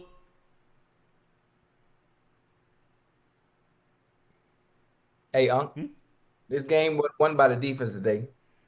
This game wasn't won by the defense today. This game was won on the shoulders of Bo Nicholas Nix. Boy, he played some ball today, boy. Bo Nix played some hell of a ball today. Now, most of the time, we don't see games like this from Bo Nix consistently. But if you can get games like this out of him, when the defense is playing as well as they're playing, boy, there ain't nobody gonna beat these boys, man.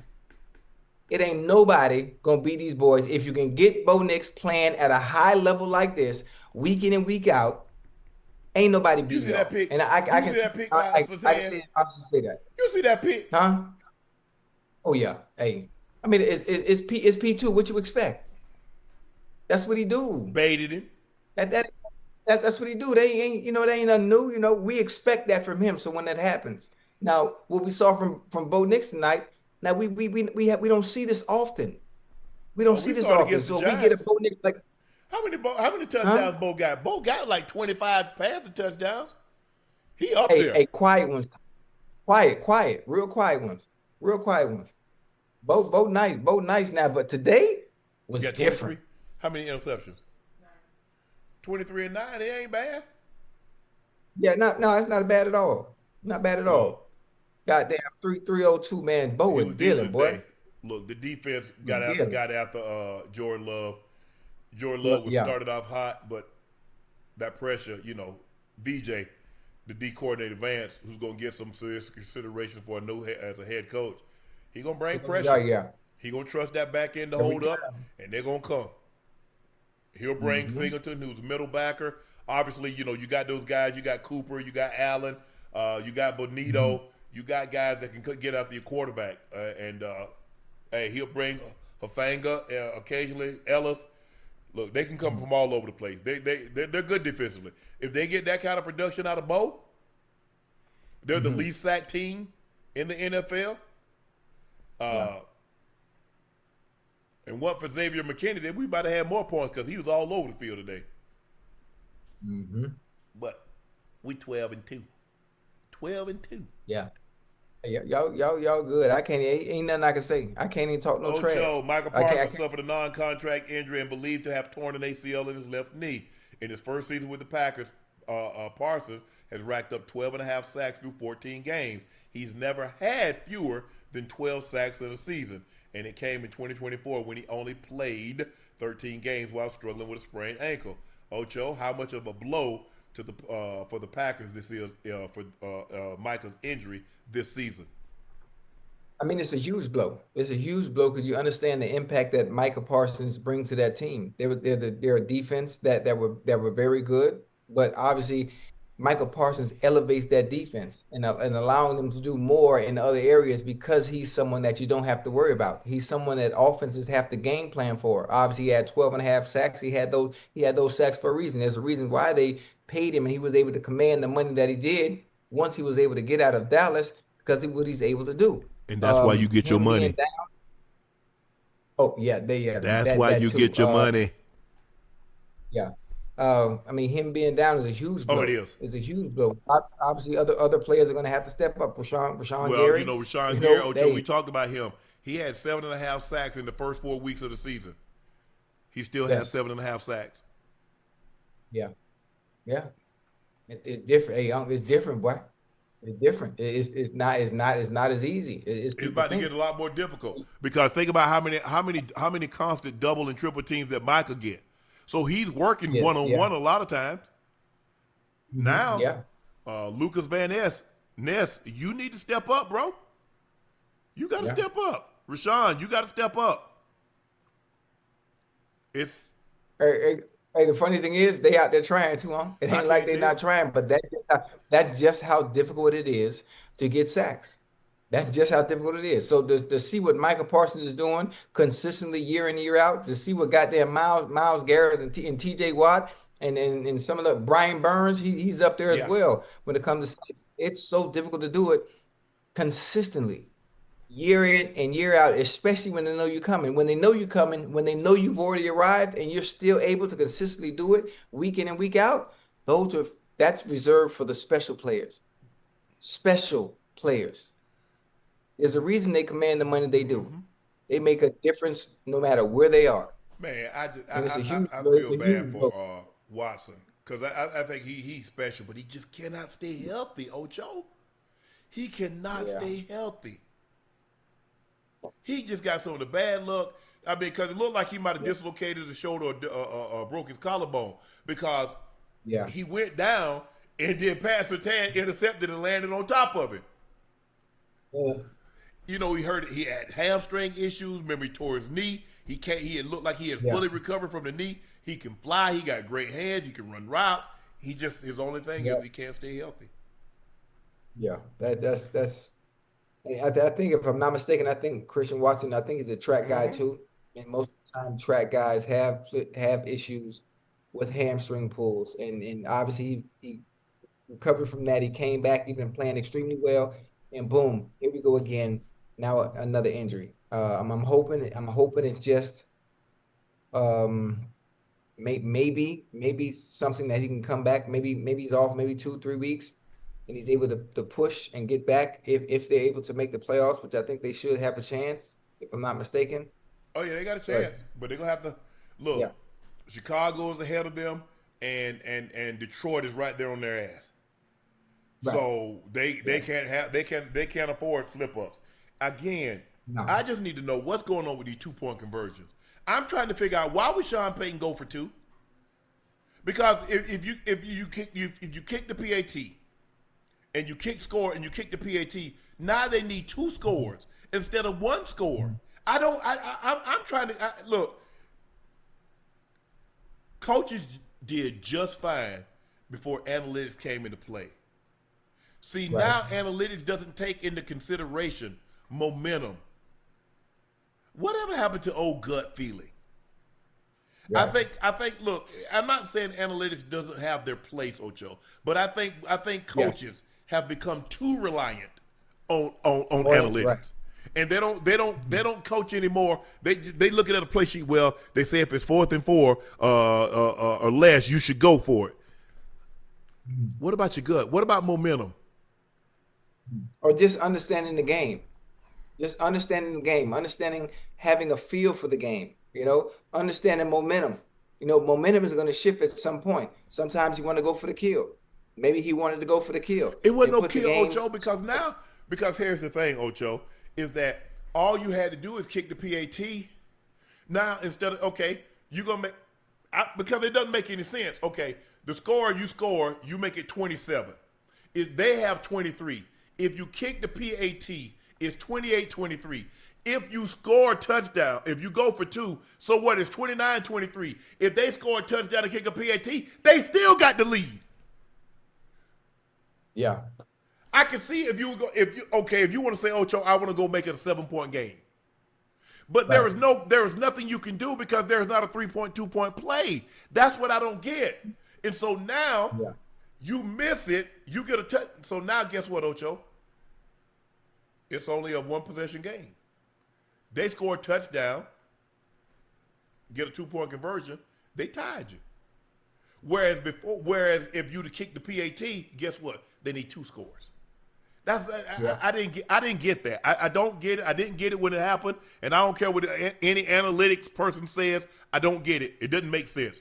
The Chargers beat the Chiefs and eliminated them from the playoffs, but that was not the worst news.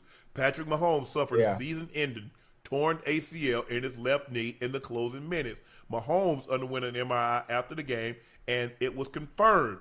He and the Chiefs are now exploring surgical options, according to the team. Yeah. Patrick Mahomes tweeted, "Don't know why this had to happen, and I'm not going to lie, it hurts. But all we can do now is trust God and attack every single day and over and over again.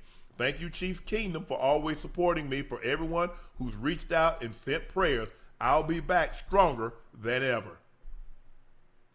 You know it's weird. If I'm not mistaken, after winning 3 Super Bowls, Tom Brady tore his knee in his 9th season. After winning 3 Super Bowls, Patrick Mahomes also tears his knee in his 9th season. It's unfortunate, but understanding players like this, as great as they are, he's going to be able to come back stronger. There are changes, obviously, that need to be made within their a lot organization of changes as well. need to be made, Ocho. A lot of changes. Yeah. A lot of changes. And I think they stuck with this roster far too long. Ocho. Far too long. Right. So I'm not sure. Obviously, when you look at it from top to bottom, I'm not sure where you start, especially for them. I think the offensive line. You got to start with offensive line, Ocho. You need a running back. Yeah. You need a running back, Ocho. Ocho, 21 carries for 49 yards. Yeah. Isaiah Pacheco had 11 carries for 21 yards. Kareem Hunt had 6 carries for 12 yards. Brashard Smith had 2 carries for 1 yard. Mahomes had 2 for 15 with a long of 12. You got to start with you got a running back. You got to go get a running back.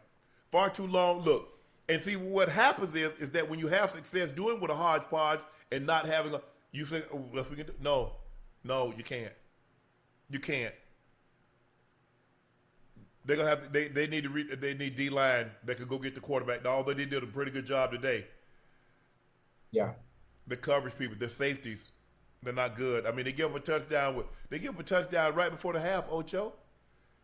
I'm like, nothing cheap, nothing deep. Yep, you can't do that.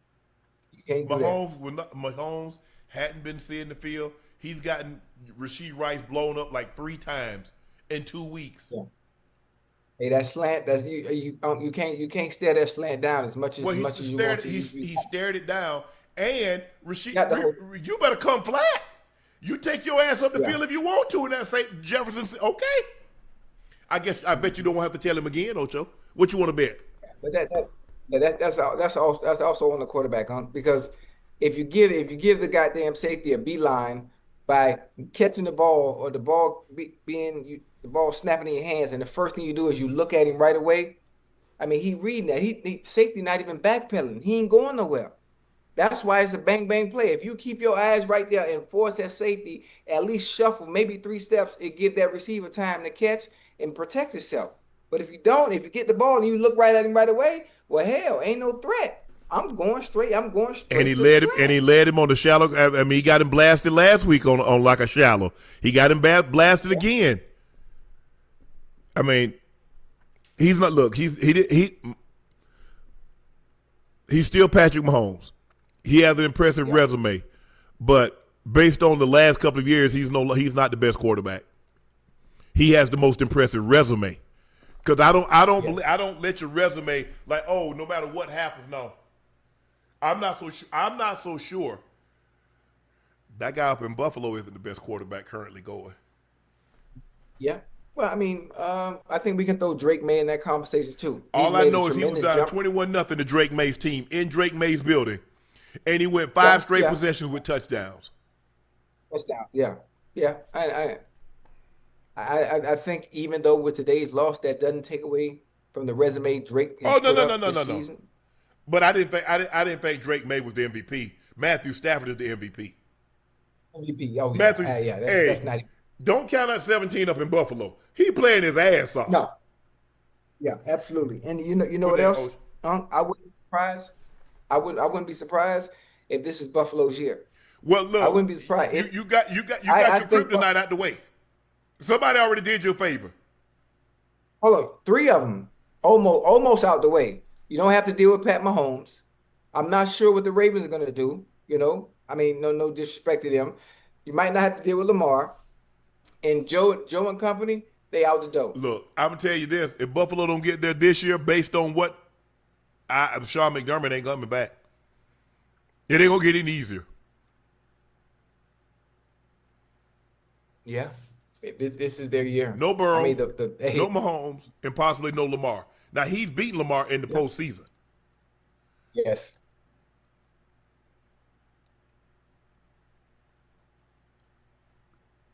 Damn. It'll be the first time the Chiefs will miss the postseason since 2014. 2014. We talked about it, Ocho. We talked about changes that they need to make. They need a running back. They need to redo the offensive line. Yeah. They got to get some receivers. Look, Juju is sure. Ocho, come on, man. I mean, Rasheed might be a number one for that team. Right. But when we look at number ones, that they can go to a lot of different teams and be number ones. Chase going anywhere and be number one. Puka Nacua going anywhere, he gonna be number one. Jetta. Yes. I'm looking at guys like they need a guy, Ocho, not guys. Yeah. And I get it. And because what happens, Ocho, if you have success, think about it. They lost Cheetah. They go to 3 Super Bowls, they win 2. Well, we don't need a number one. We don't need a running back. We don't need a Jahmyr Gibbs. We don't need a Cook. We don't need a Saquon. We don't need a Derrick Henry. Ocho, you can't. 49 yards, you're not going to win, Ocho. With that offensive line, it puts so much pressure on your quarterback. Patrick Mahomes had to run all year long for his life. Yep. I mean, Ocho, think about this here, Ocho. You remember when the Chiefs were in the absolute best, you could not go to Arrowhead and score. If you didn't score 30 points when you were at the Arrowhead, you couldn't beat the Chiefs. You're losing, you lose. They scored 10 last week on the road. They get 13 this week at home, and it's been dropping precipitously. Mm-hmm. I mean, you got to understand, other teams are getting better. Other teams are used to some of the things that you like to do. They understand and know your tendencies now. They understand your weaknesses, especially up front. You know, being able to get Mahomes off the spot. Some of the trick plays, some of the fun stuff, some of the entertaining stuff, and the creativity that coach has been able to call for that team, they're not able to do it right now. You can't do it now. Do it right now. Some of the fun they were having, the creativity Andy Reid had, with calling plays, you can't do it. One of my favorite plays ever I saw when they came out the huddle and they did the merry-go-round. I'm like, what the heck? What the hell? Mm-hmm. And it worked. Yeah. Ocho, Chris Jones played a complete game, and didn't register a stat. He makes $31 million. He's the highest paid defensive tackle in football, and he didn't register a stat. He lines up offside. They see him offside. They call timeout. He come out the timeout and he lines up offsides again.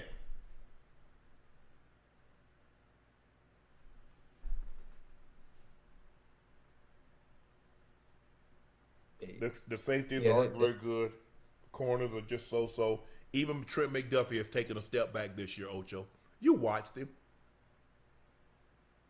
Mm-hmm. I don't know if him not getting that contract extension, maybe that was playing on his head, but he ain't the same.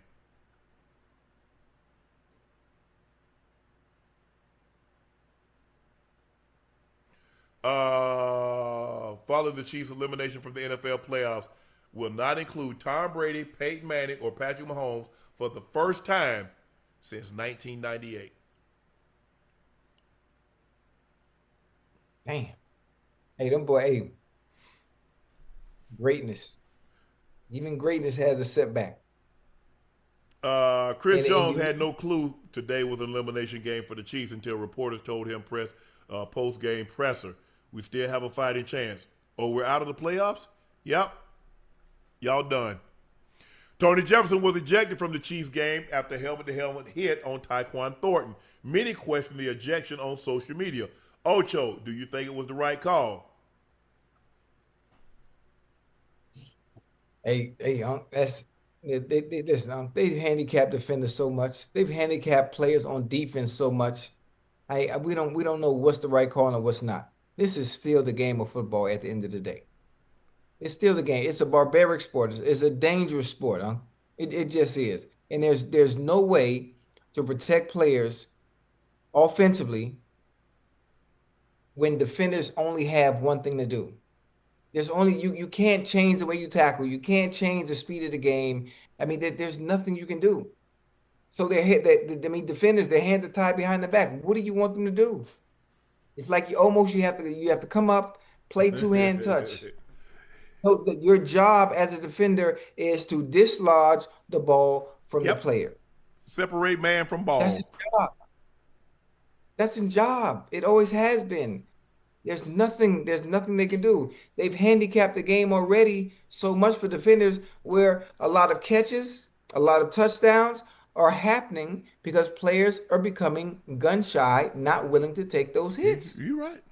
I don't want to get fined.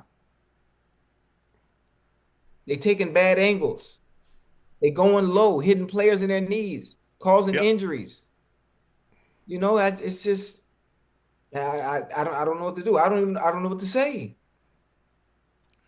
Jefferson was booed heavily as he left the field and apparently made an obscene gesture towards the Chiefs fans. After the game, he apologized. Jefferson, I apologize for that. I'm classier than that. I was just caught up in the moment. I won't sit here and act like I'm a perfect man. I messed up when I did that. I have kids at home, and there are kids out there watching the game too, so I apologize. They probably got it on television. I don't know. But if they did, I apologize to Chiefs fans, my kids, and all the kids around. We just had TJ on the show. And bro, hey, hats off. We talk about this all the time, bro. When emotions are high, logic is low. You admitted you made a mistake. The NFL's probably going to find you, but you owned up to it. It didn't take you a whole lot of time, and you didn't lie and say I didn't do anything, or did you say, look, bro, my emotions got the best of me. I apologize to the Chiefs fans. I apologize to all the kids around the world that watch me because I'm classier than that, and I hold myself to a higher standard than that. But my emotions got the best of me, and for that, I'm sorry.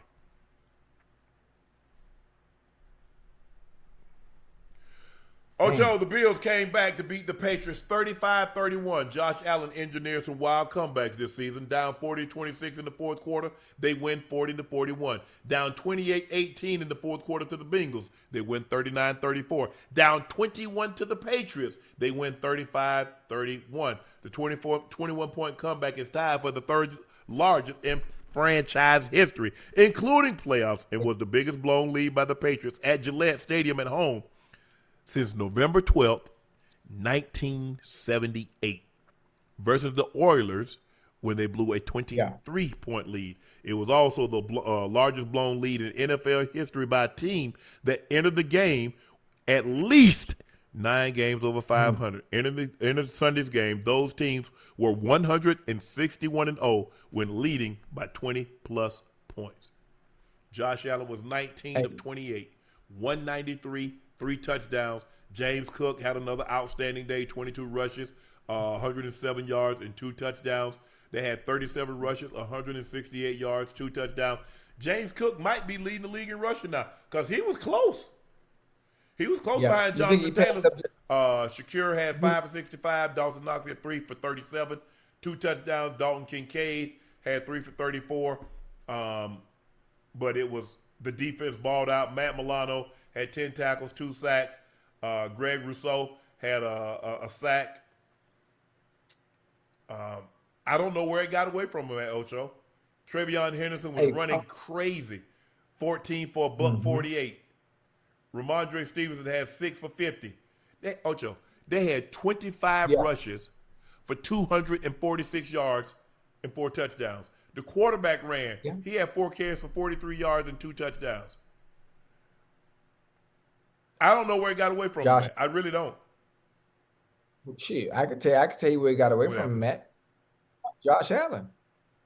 Josh Allen, the score was 21-0 in the first quarter. The score was 21-0 in the first quarter. If you playing Madden, the game is over. You off the sticks. That's 21-0 skunk. But obviously, the game of football in real life is played in 4 quarters. You have 4 quarters to play football. If you're not able to stop Josh Allen, and one of the Achilles heel for Josh Allen has been his ability to try to put too much on his plate. Makes mistakes. He turns the ball over. He's cleaned it up. Has he thrown interceptions this year? Yes, he has. But the game and the way he put the Buffalo Bills on his back today to mount that comeback in the 3rd and 4th quarter is all on him. And obviously the supporting cast and making the plays. But the onus on why they won that game today is strictly on Josh Allen. Man, Josh Allen might be the first quarterback with 300 pass touchdowns and 100 rush touchdowns. He was possible. He Josh sensational. Allen. I mean, he's so sensational. He's special. Dynamic. I mean, yeah. I sure wish we had him, but we don't. We got Bo, so I'm happy with Bo right now. But the Buffalo Bills, they eat closer, Ocho. Patriots are not the Patriots could have dealt a death blow, commanding a 2-game lead because we would have swept you in the division. But now, Buffalo say, hey, give me the remaining schedule for Buffalo, the remaining schedule for the Pats.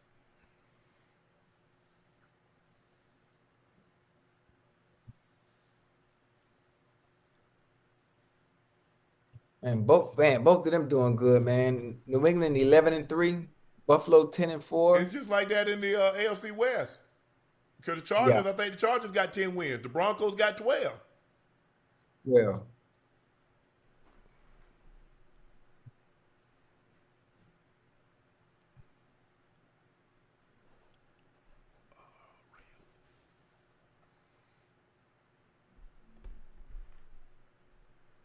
Dang, they balling, okay, man. The Patriots.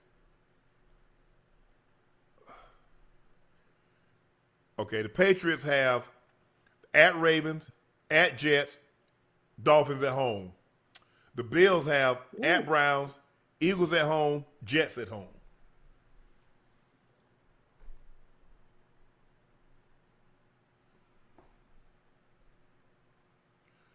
So Ravens and Pats is next Sunday night, right? Yeah, the day before. What's the day before? Yeah, next Sunday night. Ravens, Pats at Ravens. That's gonna be a good one. That's gonna be a good one.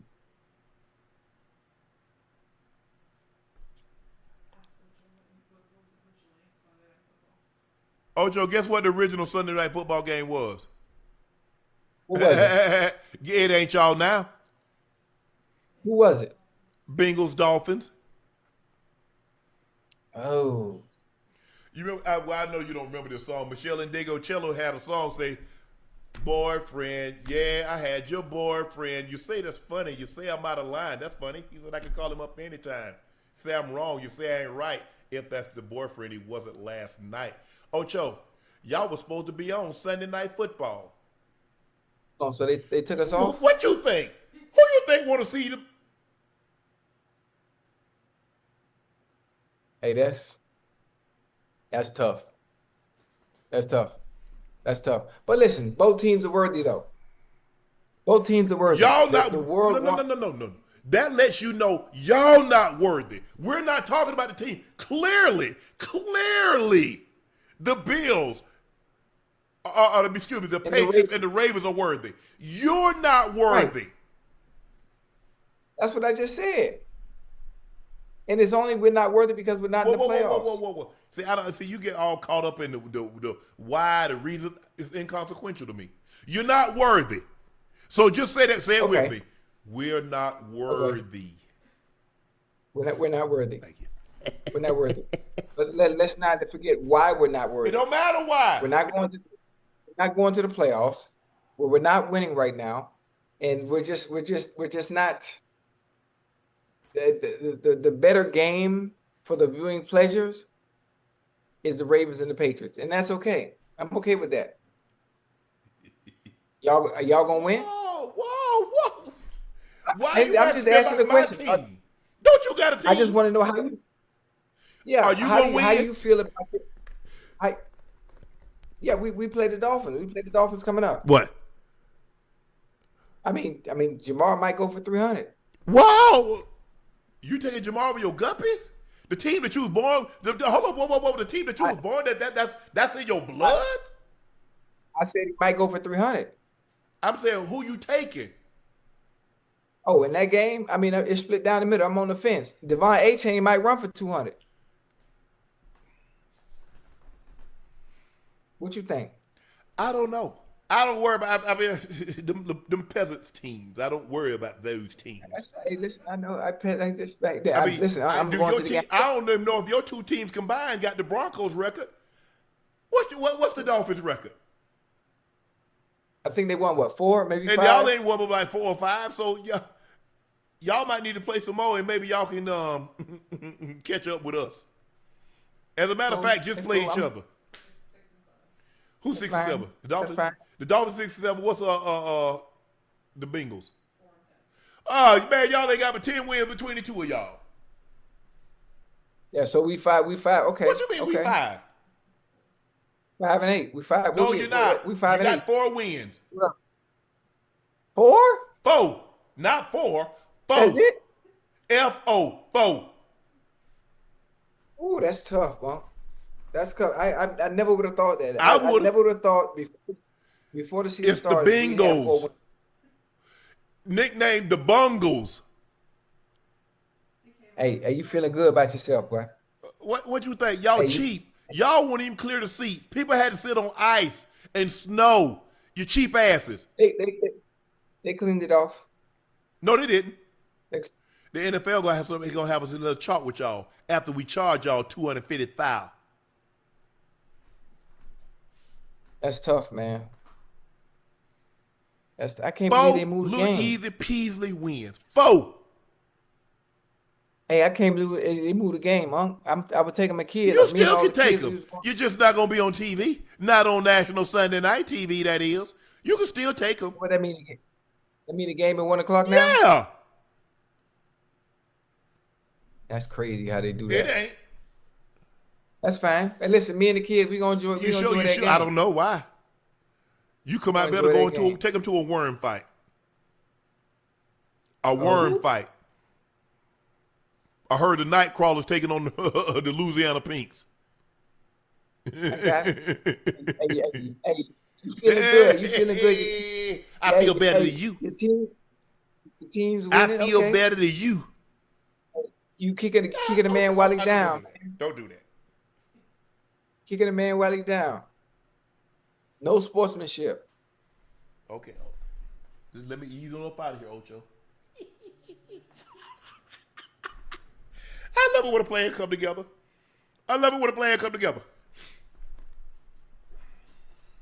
Ocho, what you think about old man? You know how O'Shea doing? You know I got it trimmed up a little bit, Ocho.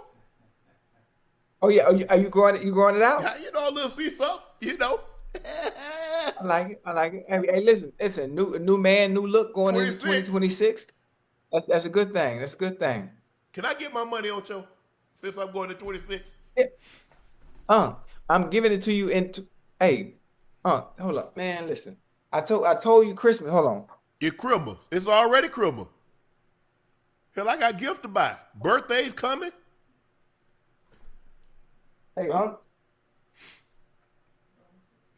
on. This man got a gold yard pouch.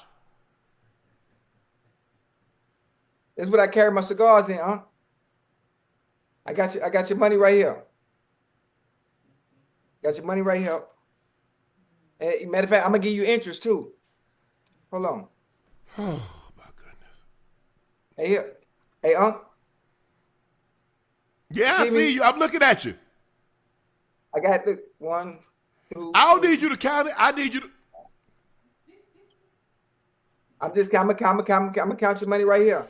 How this man, hold on. Chad, y'all see this man? This man carrying cigars in a go yard. Yeah, I gotta keep them fresh. Well, I'm stale, because I ain't got 5,900. Hey, I got you. I'm just waiting. I'm waiting on the rewards to come up. What awards? My rewards. What rewards? I'm paying 5,900 for my awards. Hey, I feel like Mayweather right now.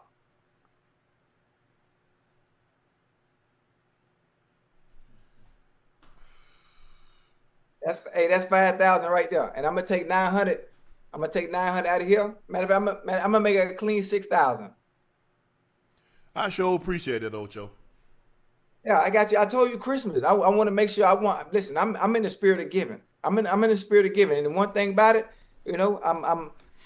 I might be cheap, but when it's time to do for others, hey, listen, I'm open arms. I'm always willing. And for you, I want to bless you on Christmas. I'm gonna give you 6,000. My money. Chad, y'all ever heard of something like that? Somebody bless you with your money. Well, technically, it ain't yours. It's coming from me. Now, if you loan me 5,900, then it would be your money. I would owe you. Hey, Merry Christmas, I got you. Chad, it's been 2 years. It's been a long.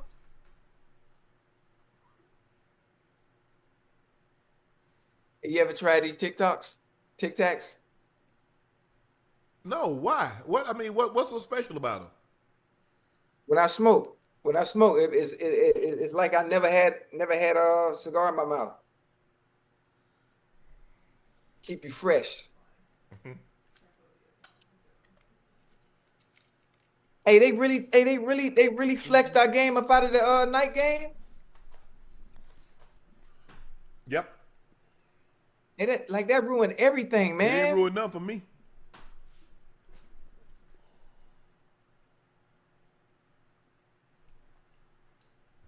Damn, man. This man got That's my money and crazy. won't even pay me my money. Christmas is like 10 days away. You pay me on Christmas. How do I get Christmas gifts? How do I get Christmas gifts for people? Oh shoot! Who you got to get gifts for? I got kids. I got a sister, got a brother, got a mom. Damn, huh? Yeah, you right. You right by that. Yeah. I FedEx to you tomorrow then. I do that. I'll FedEx it to you tomorrow. Cause I sure want you to be able to get gifts for your family and stuff. I want to get them too, but don't look like I will be able to. I'm a FedEx it to you because I know your address. I got you. Oh, Lord have mercy. I got the holiday spirit, I got you, man. I'm feeling good. I'm feeling good. Oh, Lord have I do. mercy. I just don't like the fact that they flexed our game out of the 8 o'clock spot. Don't nobody want to see two teams. It's like watching two old people have porn. Ain't nobody paying to watch that. You do realize we still have Joe Burrow and Jamar Chase. Everybody don't know. Tell me, where can you go watch two old people on porn? They got a lot of different porns. Ain't no old people. That's y'all. Y'all old people. Ain't nobody want to watch y'all have sex. I'm trying to think. Oh, I know. On Page Back? Nope. On Page Back? Nope. Yep. Ain't nobody watching that. Damn, man. So, hey, so what team I cheer for now, man? I mean, now I got Bengals. About somebody down in Mexico with a goat. You could even watch that. People pay to watch that instead of watching you guys. That's how bad y'all are.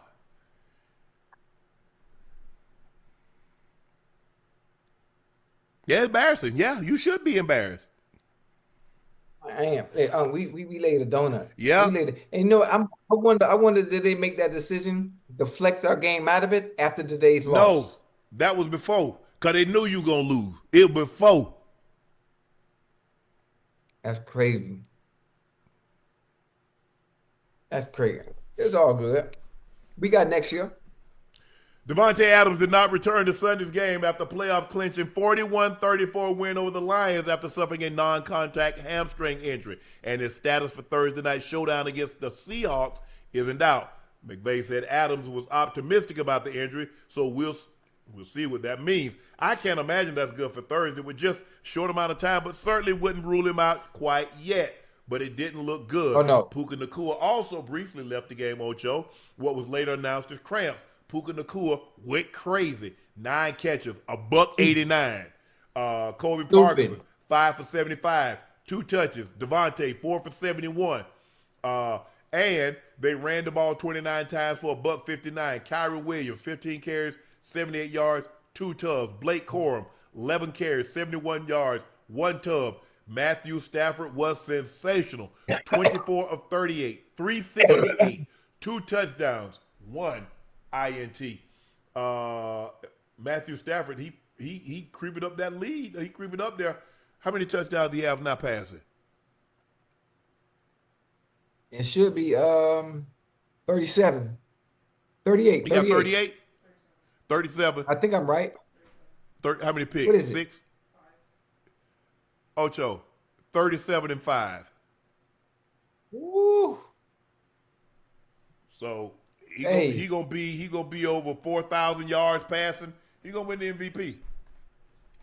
They might as well give it to him now. Hell, ain't nothing to wait for. Stafford's gonna be the MVP. They look good. Josh Allen lurking though. Josh Allen lurking. Josh Allen got 30. Ocho, you know that Joe got 35 total touchdowns. Now, how many you have passing? I understand we have like 25. He got like 10, 12, but that's the same way he won it last year. He got 25 right, but passing, he's not, 10 rushing, 12 rushing. Matthew Stafford is winning. I believe, yeah. And deservedly so. Yeah, and Devontae Adams, he's going to have to sit this game out. He got 37 total touchdowns, 25 passing, 12 rushing. He's going to be like he was last year. Over 40 touchdowns. There's a chance he gets to 30. There's a chance he gets to, 15, 16 rushing. Right. Jared Goff was 25 of 41, 338, 3 touchdowns, no interceptions. Jahmyr Gibbs and David Montgomery were held to 20 rushes, 70 yards.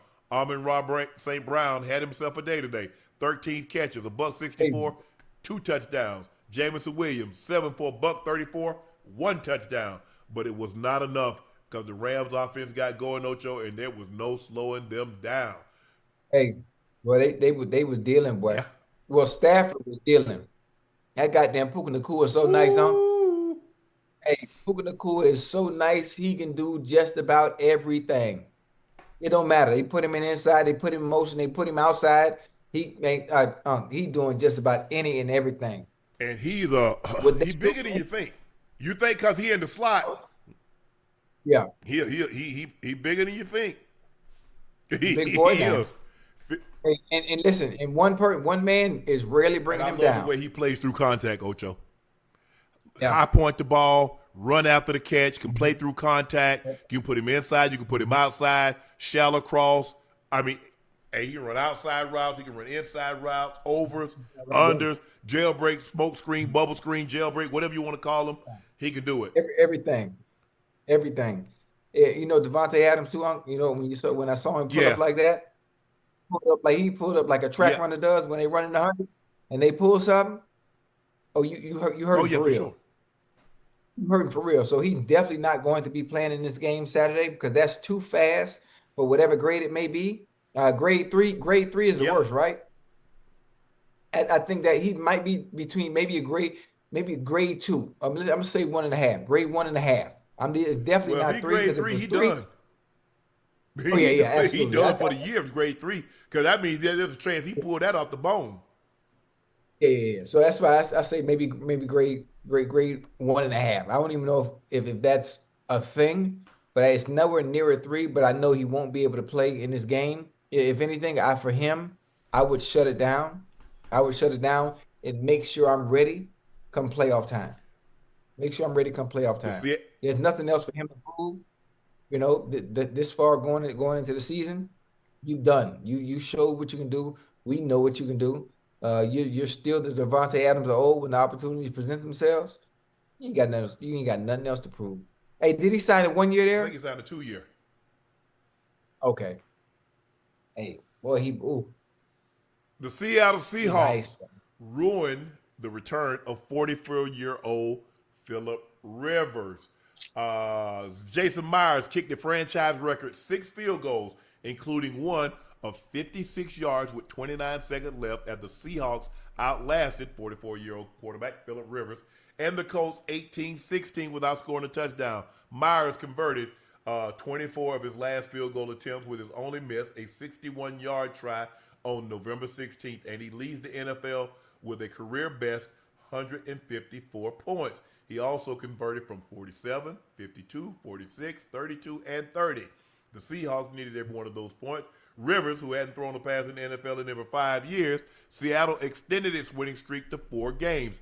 Indy trailed for just little under 2 minutes, went ahead 13-3 on Rivers' first touchdown pass since the Colts 27-24 lost to Buffalo in the playoffs on January the 9th of 2024. Ocho, they talk about that. Yeah. You know what else recalibrates? Huh.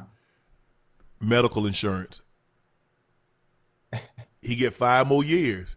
When you got 11 kids, so by this time another 4 or 5 will be off the payroll, Ocho. Be off. I'm just saying.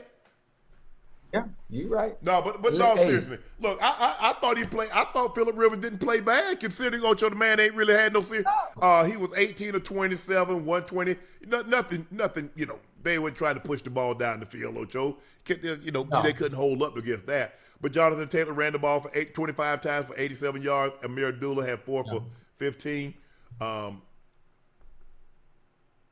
Seattle was in the red zone all day, but they couldn't punch the ball in the end zone. Give the Indy defense credit for that. Jackson Smith and Jigba, 7 catches, $113. He should be what is he like 1,500 right now? I think there's an outside chance he that performance that he had, I forget what he had. A couple of weeks ago where he had like 3 it might have been Minnesota, where Ocho, he had like 25 yards. And that kind of set him back. But there's still an outside chance that he get to 1,800. Yeah, he got to go crazy. He got to go dummy. They got to continue to keep. He got 1541, Ocho. So he needs 259 in 3 games, which is about 80 yards a game. He averaging that right now.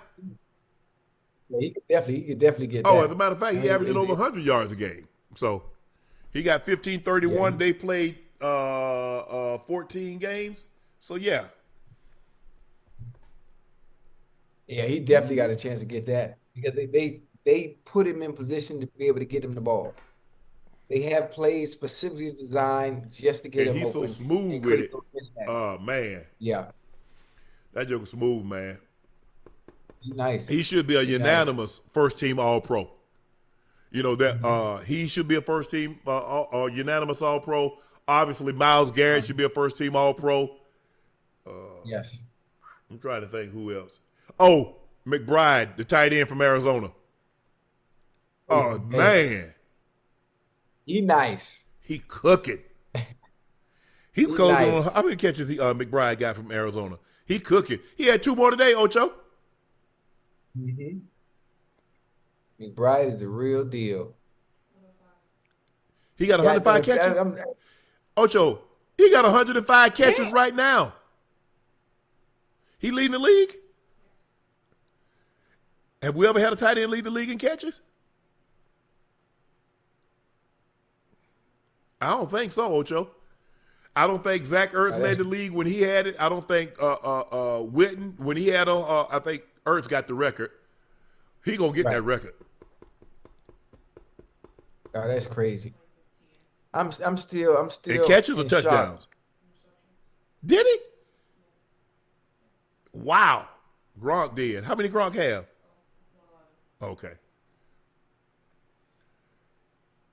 Hey, I still can't believe Phillip Rivers at 44 was able to come out there and he looked. You can play a position that doesn't require athleticism. You're not playing that at corner. You're not playing that at receiver. You're not playing that at safety. You're not playing that at running back. You're not playing that at tight end. Only quarterback. That's it. Puka's second with 102. How many Chase got? Chase got to be close. 101. So it's going to come down to the end. Yeah. Ocho, the Philadelphia Eagles rebounded from that Monday night loss to the Chargers with a score of 31-0 over the Raiders. Nobody surprised. Jalen Hurts was 12 of 15, 175, 3 touchdowns. He was relieved. Tanner McKee came in, 3 of 3, 33 yards. Saquon, 22 carries, 78 yards. Tank Bigsby, 17 carries, 57 yards. Jalen Hurts had 7 for 39. 47 rush attempts, 183 yards. Dallas Goedert, 7 catches, 2 touchdowns, 70 yards. Devontae, 2 for 50. And A.J. Brown had 2 for 41 and a tub. Kenny Pickett, whoo. If I'm Raiders fans, I'm picketing him. 15 to 25, 64 yards, Ocho. Hey. Ocho, 25 attempts, 64 yards. Ashton Genty, 9 carries, 35 yards. They had 13 rushes. Ocho, they had 38 plays. Ocho, you didn't hear what I said. They had 38 total plays. That's crazy. It's crazy when you think about it, huh? I want to see how long when you think 38 plays. I want to see how long they had the ball. They couldn't have had the ball more long than 15 minutes. Probably 13. 20. I bet I'm right. 13 is. The Eagles had the ball 39-25. The Raiders had it for 20-35. They didn't get into the red zone. That goddamn defense wasn't playing, boy. Defense wasn't playing. Obviously, you don't have a chance. Hell, the Raiders had, I don't even want to tell you. What? They had 75 total yards. The whole game? The whole game. Ain't no way they practiced. That's almost unfair. They came to class. They had a teacher come to class. And the teacher sometimes, hey, no work today. That's exactly what it was. Coach told them to just go home. Hey, the Raiders are bad this year. Huh? Boy, wouldn't have the Raiders been good? They made the playoffs in 5 years. They made the playoff that year. Derek Carr, they played Cincinnati, and Cincinnati beat them. And I think that was the year Cincinnati went to the playoff. That's been about 4 years ago, ain't it? They terrible. Ocho, they had 7 first downs. Hold on. Let me look at that real quick. They were 3 of 12 on third down. The Eagles was 10 of 13 on third down. 13. Yeah. They average That's crazy. They average 1 yard per pass. Hey, they playing against that Eagles defense. Even if Geno Smith was playing today, it wouldn't have been no different. It wouldn't have been no different. Like, I mean, the Raiders are bad all the way around. All the way around. Hey, I saw Max Crosby got into it with the middle linebacker. Is it Devin White? Yeah. Yeah, Max Crosby and Devin White, they arguing on the sideline, coming off the. So, I mean, they need a big overhaul. You think some other teams having some issues?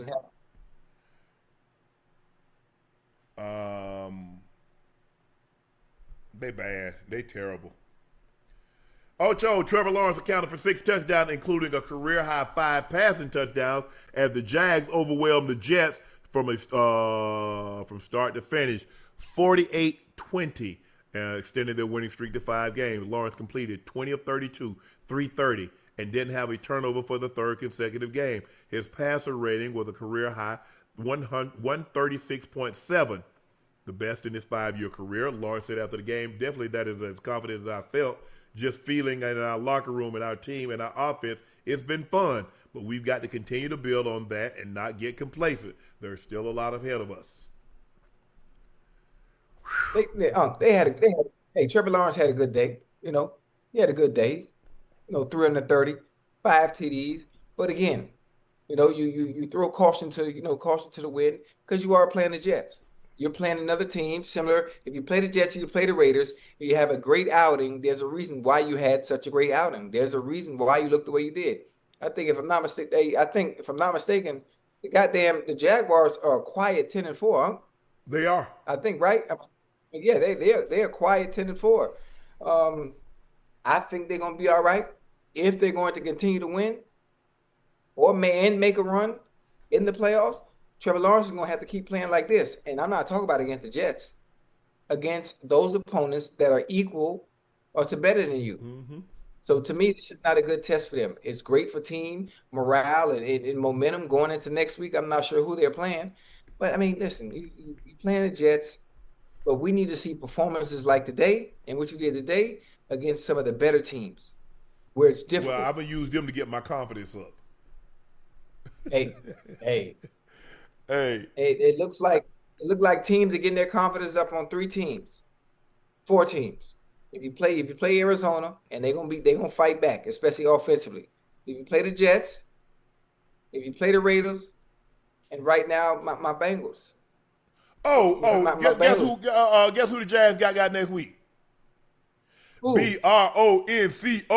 Broncos, Broncos. Yeah, see? Now this is the game. That game against that defense. That's in Jacksonville. Now that's where you need to see. I think they come to us. That's where we need to see Trevor Lawrence look like Trevor Lawrence did today. Yeah, they come to us.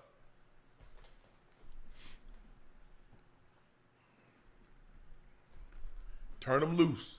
What? 5 TDs. Turn me loose. Golly. Yeah. Now that's gonna be a game to watch. C.J. Stroud led the Texans to a 6th straight win, 40-20 over the Cardinals. The winning streak is the longest since the 9-game run in 2018. They've rebounded from an 0-3 start, are 1 game behind the Jags in the AFC South, and currently allowing for a wild card spot. The Broncos are 12-2. The Patriots are 11-3. The Jags are 10-4. The Steelers are 7-6. The Chargers are 10-4. Buffalo 10-4. Texans 9-5. Followed by the Colts, Ravens, and Dolphins. Look, because they can get after your quarterback. They didn't say Jacoby Brissett, but twice, Ocho. So you got to give him credit. Trey McBride, 12 catches, $134, 2 dubs. He might lead in he might triple crown the tight ends.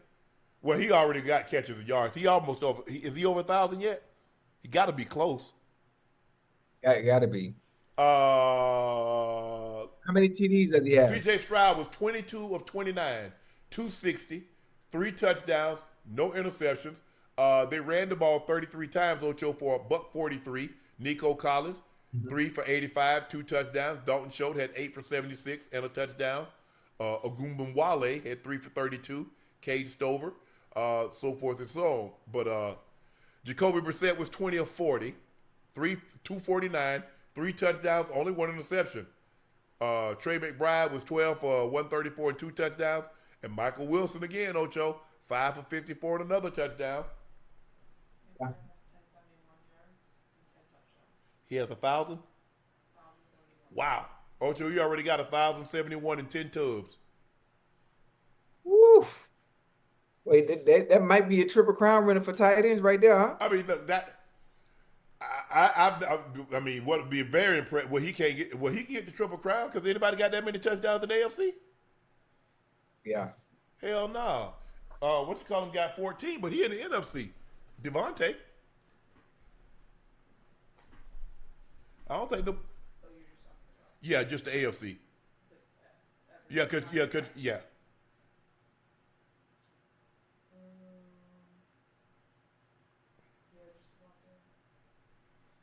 But I don't think any receiver in the AFC has double-digit touchdowns. No. Yeah, T is the closest with 9. Any receivers going over 1,000 yards? Chase.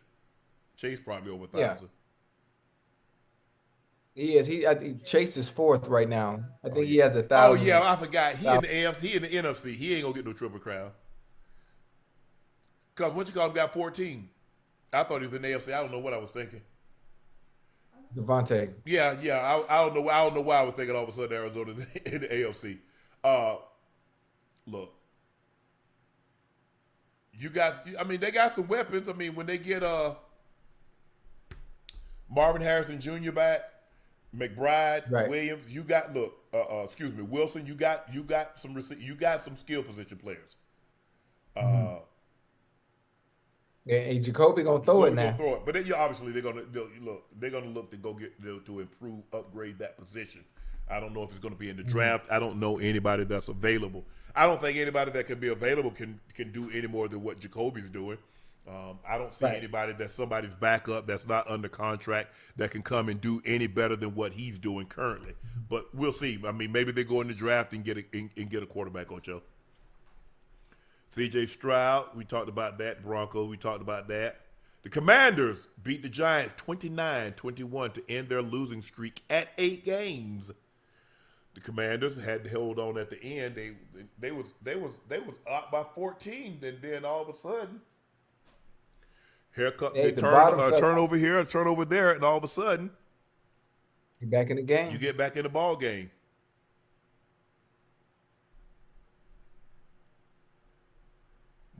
Jackson Dart had a nice Marcus Mariota was 10 of 19, 211 and 1 touchdown.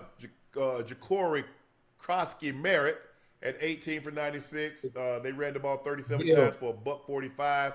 Jackson Dart was 20 of 36, 246, 2 touchdowns, 1 INT. They ran the ball 29 times for $146. Wan'Dale Robinson had 5 for 54 and a touchdown. Tyron Tracy Jr. had 3 for 27 and a touchdown. Phil Johnson had 3 for 72. Terry McLaurin had 3 for 69 on the tub.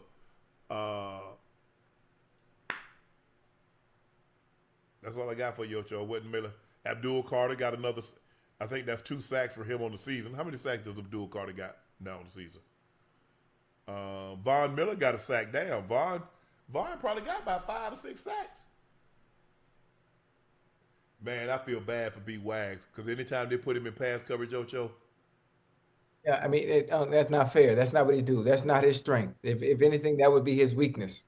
You know, him being in pass coverage is not what he does, and they have to stop putting him in those positions. What they going to do? Take him out on 3rd down? Oh well, here's the thing: they pass on 1st and 2nd down. What they going to do? Because they tried to match him up on a tight end, which he's never been able to cover, and now he can't. I mean, he just. Can he still play the run? Yes. But he's really a liability in pass coverage. Mm-hmm. Von Miller got 7 sacks, Ocho. Yeah. Abdul got 2.5. You got to pick that up, bro. Next year you're gonna have to get double digits. You're gonna need double-digit sacks. How many sacks Von got now for a career? 135?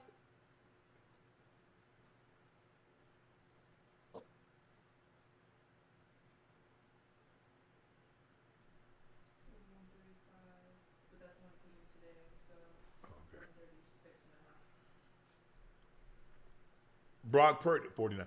Brock Purdy threw 3 touchdown passes to lead the 49ers to a 37-24 win over the Titans. Quietly, the San Francisco, man, that division, I mean, think about it. You got the Rams, the Niners, and the Seahawks. Yo, hey, balling. Well, Rams, Seahawks, 49ers are right there. Yeah. They right there. Cam Ward was 18 of 29, 170, 2 touchdowns. No interception. Tony Pollard, 14 for 104. They ran the ball 20 times for $136. Brock Purdy was 23 of 30, 295, 3 touchdowns. They ran the ball 38 times for $138. Ricky Pearsall, 6 for 96. Kittle, 8 for 88 on a touchdown. Juwan Jennings had 3 for 37 and 2 touchdowns.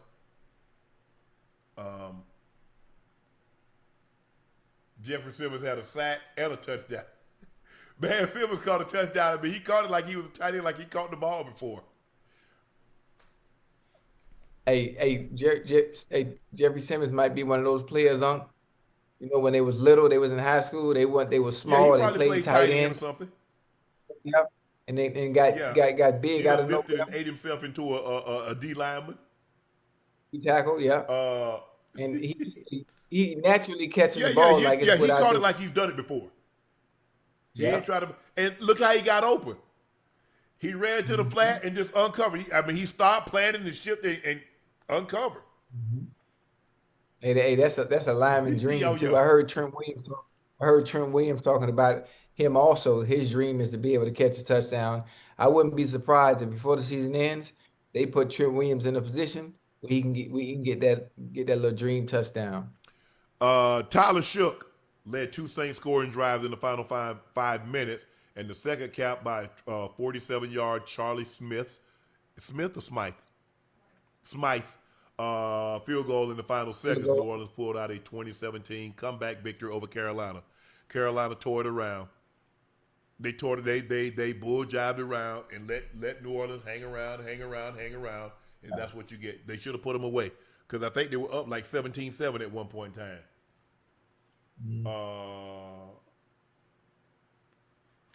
Bryce Young was 15 of 24, 163, 1 touchdown. They ran the ball 31 times for $127, but Tyler Shook was 24 of 32, 272, 1 touchdown. They had Chris Olave had 6 for 85 and a touchdown. Vele had 5 for 69. I mean, they just let them hang around, and that's what you get. That's what happens when you let a team hang around. You got to kill an ant with a sledgehammer. Yes, you do. These are one of those games with as bad as the Saints have been all season long. You would hope and you would think, as well as the Panthers have played this season, this is a game that they go in there and win.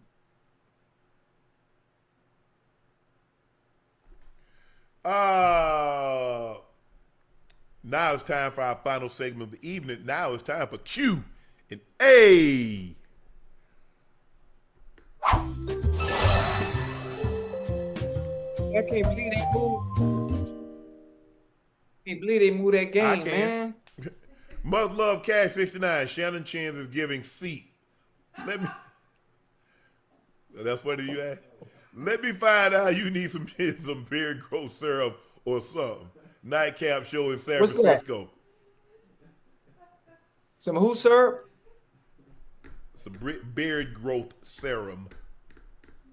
Oh, you think that stuff work?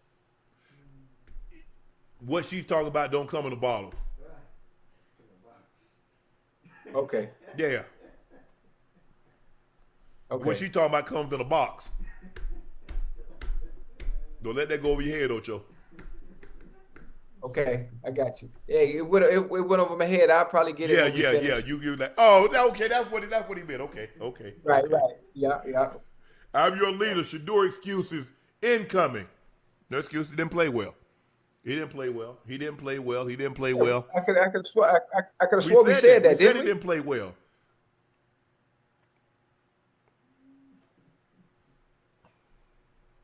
Jason Zeldorf, my guy Aaron Jones, making big late runs It's great to see a former UTEP minor player having success.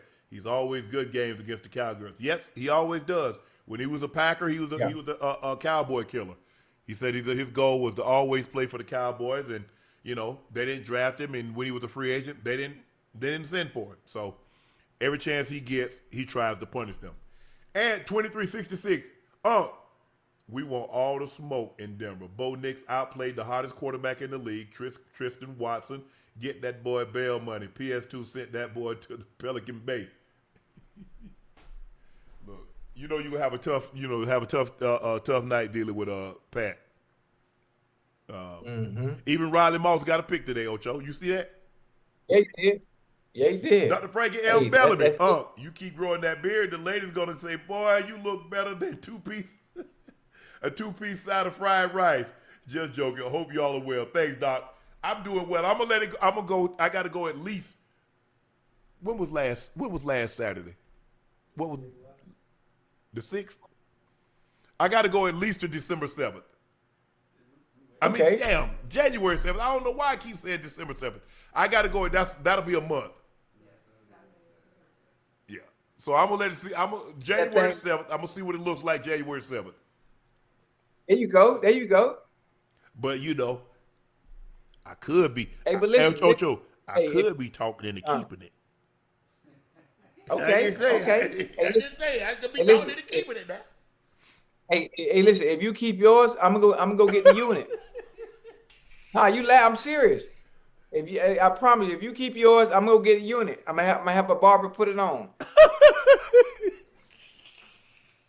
Man, you gonna look like bad man Leroy Brown with a bald head and a beard. I'm gonna get it.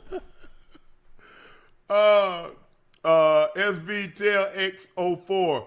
Me and Jackie were at SoFi and had a great time sitting in the 100 section and going to Verizon line, but the Rams won. Cheer her up, Unc. Rams FTW. Huh? Yeah. Who does she want to win? Well, Jackie, I'm sorry that you're down, but She must have wanted the Lions to win. I guess so. But I mean, it's gonna be tough to beat. It's gonna be tough to beat them in that building. You're gonna probably have to get them out there in the cold. Your boy Sammy. I'm a Cowboys fan, and our defense sold our season. They did, but your offense didn't play particularly well tonight. But your defense has been bad all year. All year long. Well, no. This is the thing. The team, the Cowboys defense will have stretches in certain games that give you hope. Yeah. When they play well. So that's where it comes from.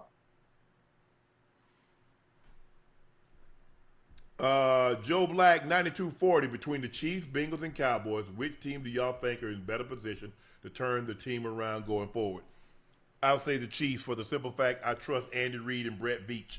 I do not trust anything going on in Cincinnati, and I do not trust Jerry Jones. And I don't like the fact that you don't have no confidence in us. Ocho, based on what, since Andy Reid has been there and Brett Veach, you talk about 5 Super Bowls in basically a 7-year span, all those division titles. I just trust them more than I trust the other teams. Look, we know Patrick Mahomes is going to be coming off an ACL injury. But with medicine now, Ocho, ACLs is not a death sentence. It's definitely not anything for a quarterback. John Elway didn't even have an ACL. Tom Brady tore his ACL. Peyton Manning wore it. So it's not the same. ACLs is not a death sentence for a professional athlete anymore. Where it used to be, it's not it's like it's damn near sprained ankle that keeps you down for like 6-7 months. So he'll be back. He'll be back. OTA. Let's see. So January, February, March, April, May. He'll be back throwing in May. He'll be fine. He'll be fine. I don't know who he's gonna have. I don't know if he's have the team surgeon do it. I don't know if he's gonna go to LA and have Elatraj do it. He does a lot of surgeries. He's the team doctor for the Lakers and the Dodgers, but he does a lot. He's at the Curlin Job clinic. Sajay 1988 Ocho, one word, rebuild. My Jags gonna put pussy in your Broncos next week. Duval. Ain't gonna happen. And, okay. I thought you were gonna take that. Okay. Let's stop. Tell Duval to bet something. H Bell OG. How would y'all construct the Chiefs offense or defense? I think the Chiefs need to get Kyle Pitts if he's available. Jeremiah Love and some O-line. Yeah, if Kyle Pitts is available, yeah, they're going to get him. Absolutely. But I don't know if he's going to be available. I don't know if the Falcons are going to let him go. Because we know he has the ability. He has unbelievable ability. Let him go so he can go somewhere where they're going to use him the correct way.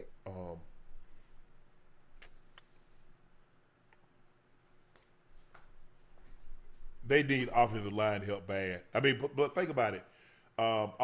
Even the backups were playing. Juwan Johnson, he got hurt, and not his backup. The left tackle, he got hurt, and then his backup got hurt. Now they got the guard got hurt. Now he's back. Trey Smith, he's hurt. You're asking an awful lot. They didn't play well enough this year. It's really as simple as that. Mahomes had some good games where he looked like Mahomes, but he was off a lot. What's really hurting them, Ocho, the deep ball. That deep ball used to be automatic, and now they rarely. It's really, really hard to consistently have to go 10 plays, 12 plays, 14 plays down the field, where they used to just hit you with 1 or 2 plays and be in the end zone. Capricorn Saber, who do y'all think comes out of the AFC? I'm going with the Bills.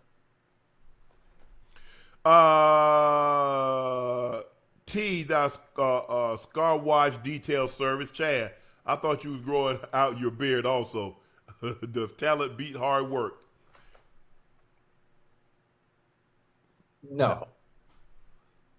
Now look, you said that you just can't say the because if I'm so much supremely talented than someone working hard, then yes. But if we're close, let's just say you got more talent. Let's just say we're going to grade talent. You're at 100, and I'm at 90. Right. But I outwork you. I'm going to get you. Every time.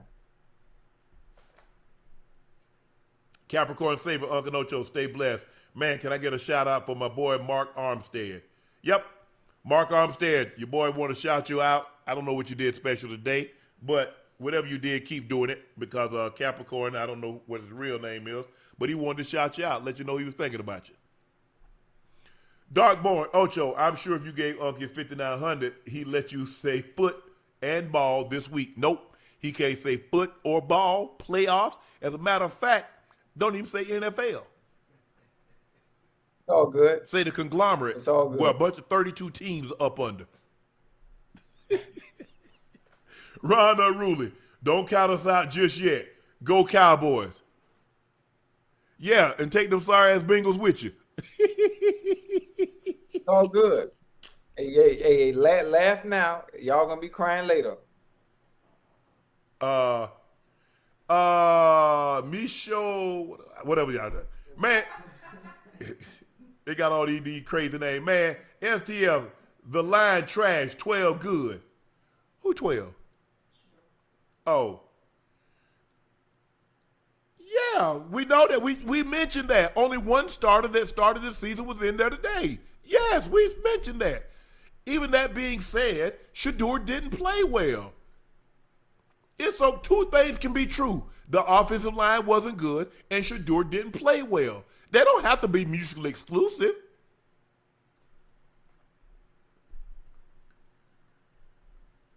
He back again. He had no choice but to run away. What the F, y'all slow? Bro, we're not saying don't run, but he can't bubble. He's not Lamar. He's not Mike Vick. He doesn't have that kind of foot speed to outrun those ends. Are you slow?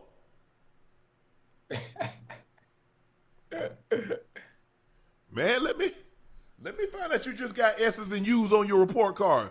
Satisfactory, unsatisfactory. Ron Unruly, You need Jesus himself with that Browns offense. Terrible team and coaching. Yeah, you know, it might be a situation that might need to hear a different voice.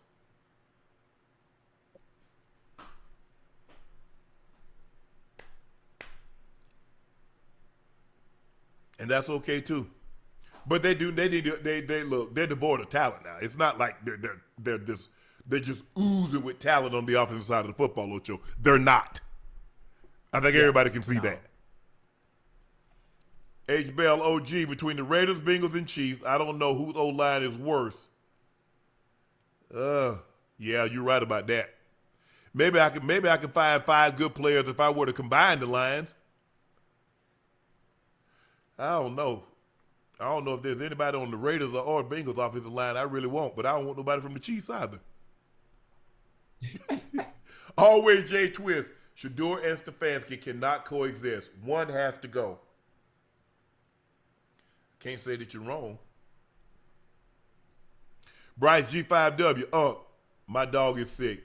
We're waiting to find out if she has cancer or not. Man, she's in declining fast. I'm from the South. I found this dog. She saved my life, but you know what it is. Pray for Bella May. Thanks, y'all. Bro, it's tough. But the one thing that I've always said myself is that I'm going to always do what's in the best interest of the dog. Because sometimes we keep animals alive for us. It's not about them. Because they're in pain. They be suffering. But because we don't want to let them go. And I've had to make that decision a lot in the last 5 years.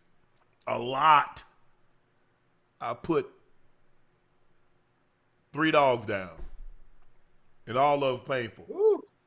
But I can't let them suffer. They've given me too much joy to let them spend one more day. And I'll be excited because I get to hold them. I get to kiss the muzzle. Nah, I can't let them suffer. I can't. Ray Cleves, 9949. Ocho, grow his beard until the Bengals reach the playoffs again. Bad. Yeah, that's a good one.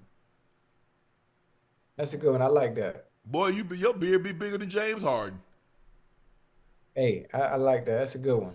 Nate Harper 1. Hey, Unc Ocho, do you think my Eagles got back on track offensively today? No, they played. Let me finish reading. What would you guys do to continue to improve this offense? Ocho, they played the Raiders. Listen. That's no. That's like going to take a test and you got the answers. No. Thrill Brown, 3709. Ocho, why Butter get kicked out of the suite? Much love for getting him down there. Hey, listen. Hey, that was so funny. But I got to say that thank you. mofo out here, Ocho. Hey, listen, you heard that was Mama Chase. Mama Chase.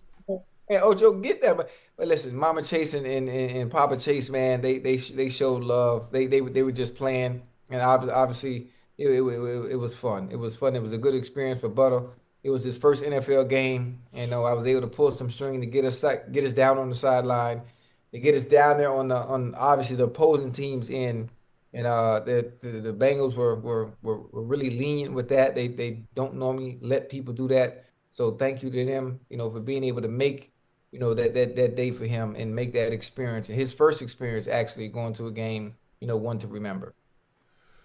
Dev, the Dundee 74, how much damage would you do in today's NFL? Much love to both of you and Nightcap family. You see what these tight ends doing? You see what McBride? Hey. And the Kelce's, Hawkinsons, and the Laportas. I did what I did in the running era. I think I feel pretty comfortable that I'll be able to do in this era. I feel pretty comfortable. Yeah. Tone the Virgo, Ocho, had a lot to say 2 weeks ago about the energy. Now, Ravens flock. Yeah, he disappointed. Now look at him. Listen, I done paid respects to y'all. Y'all keep egging it on. All right, that's cool. We're gonna see who can get Latin Ochocinco, 1988. Everybody, let's sing together. Wendy gonna win another game. Wendy gonna win another game. Never. Get them jokes. Keep them coming. Rilla World, we butter, my boy, in great company now. Be more Murderland, Ocho. Hey, you're a good man for all you did for Butter. Looks like he had a blast. Yeah, man, he had an unbelievable time. And he got a chance to get on Nightcap. Red Hood 6378. Please teach Ravens receivers how to catch the ball. You saw the impact Ray had week 2 and Reed. This game with your coach and I expect 300 receiving yards, no drop. Please give extra lessons, especially with Zay Flowers. Whew. Yeah, it'd be rough out there for him sometime. Robbie P6619. What's good, Unc Ocho? Hopefully those guppies don't perform like the Cincinnati Kittens tomorrow. Respect to y'all. Yeah, let's let them be guppies. I don't know. They might be sardines and stink up the place. Derek Jones, the Chiefs' complacency has finally caught up with them, their arrogance and feeling like we don't need to get better. Yeah, now you see. Sometimes that's what it takes. Jason Zeldorf, 7080. Ocho Bengals stink as much as all y'all know what he eats. Buried Gang, 268. Ocho, the Bengals have terrible luck for 2 years. 2 years behind on paying Unc. Coincidence? You might want to pay up. Yeah, that's what I've been trying to tell him. Jane Bird, Ocho, I need to buy some presents too. Junior _ Cool Cat, do y'all think San Antonio is real contenders this season? They beat OKC last night, Ocho. In Wemby's first game back, he has 22 points in 21 minutes. But they deep. Man, they deep. I mean, you look at Stephen Castle and Vassell and Wemby and Dylan Harper and who wasn't even there. I like Cornette. Oh, they good. Yeah, they're going to be there for a while. If Wemby can stay healthy, big if. Yeah. MM 1984, Broncos going to need Shannon to call the National Guard again if we play the Patriots. Come to Denver. Josh R. 2808, late to the show tonight. What's going on with Justin Jefferson? Barry game strong. Ocho, I don't know. Black Sharpie comes in a unit. Look, he had an opportunity to make a touchdown. Look, he missed him on one on the over route. He threw it a little high. Yeah. And then he had Chase in the end zone. He put some zip on. Chase. Jetta in the end zone. He put some zip on it. But Jetta know he got to catch that one. Yeah.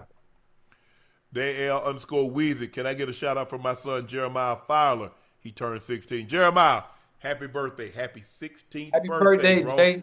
Pops wanted to say happy birthday. Keep up the great work. Keep the grades going. If you play sports, be all you can be. That concludes this episode of Nightcap. Y'all know who I am. I'm your favorite Unc Shannon Sharpe, my partner and co-host who braved the cold only to watch his team get shut out, get skunked. You ain't heard when last time you heard somebody say get skunked, Ocho? Man, y'all got skunked. It's been a minute. It's all good. I'm your favorite Unc Shannon Sharpe. That's my partner and co-host, the Liberty City legend, Bingo Ring of Fame honoree, former Pro Bowl and All-Pro for the Bengals, not for the Broncos, because we win. That's Chad Ochocinco Johnson. Please make sure y'all hit that subscribe button. Please make sure you hit the like button. Go subscribe to the Nightcap podcast feed, wherever you get your podcast from. We'd like to thank each and every one of you for your support and your continued support. Continue to support us. Those looking to purchase a bottle of Shea by Laportier, and you can't find it in a state or city near you, head over to LaportierCognac.com to order you a bottle or two. It will get shipped directly to your door. It's the premium tasting VSOP, the best tasting premium VSOP cognac on the market. And we have the 375s available now. Check that out. See, Ocho, we moving up. And we coming out with an XO. Please drink responsibly and stay safe. Go follow my media company page on all of its platforms. Shay Media and my clothing company, 84, with 84 being spelled out. That link is also pinned in the chat. The Vikings beat the Cowboys by the score of 34-26. Vikings get a road win, and the Cowboys are on life support. And I'm about to walk in the room as soon as the nurse turns her head, and I'm pulling the plug. Next week, it's over. Thank you guys for joining us. We'll see you tomorrow night after Monday Night Football, where the Pittsburgh Steelers take on the Miami Guppies. Thank you guys for joining us. We'll see you tomorrow. Peace.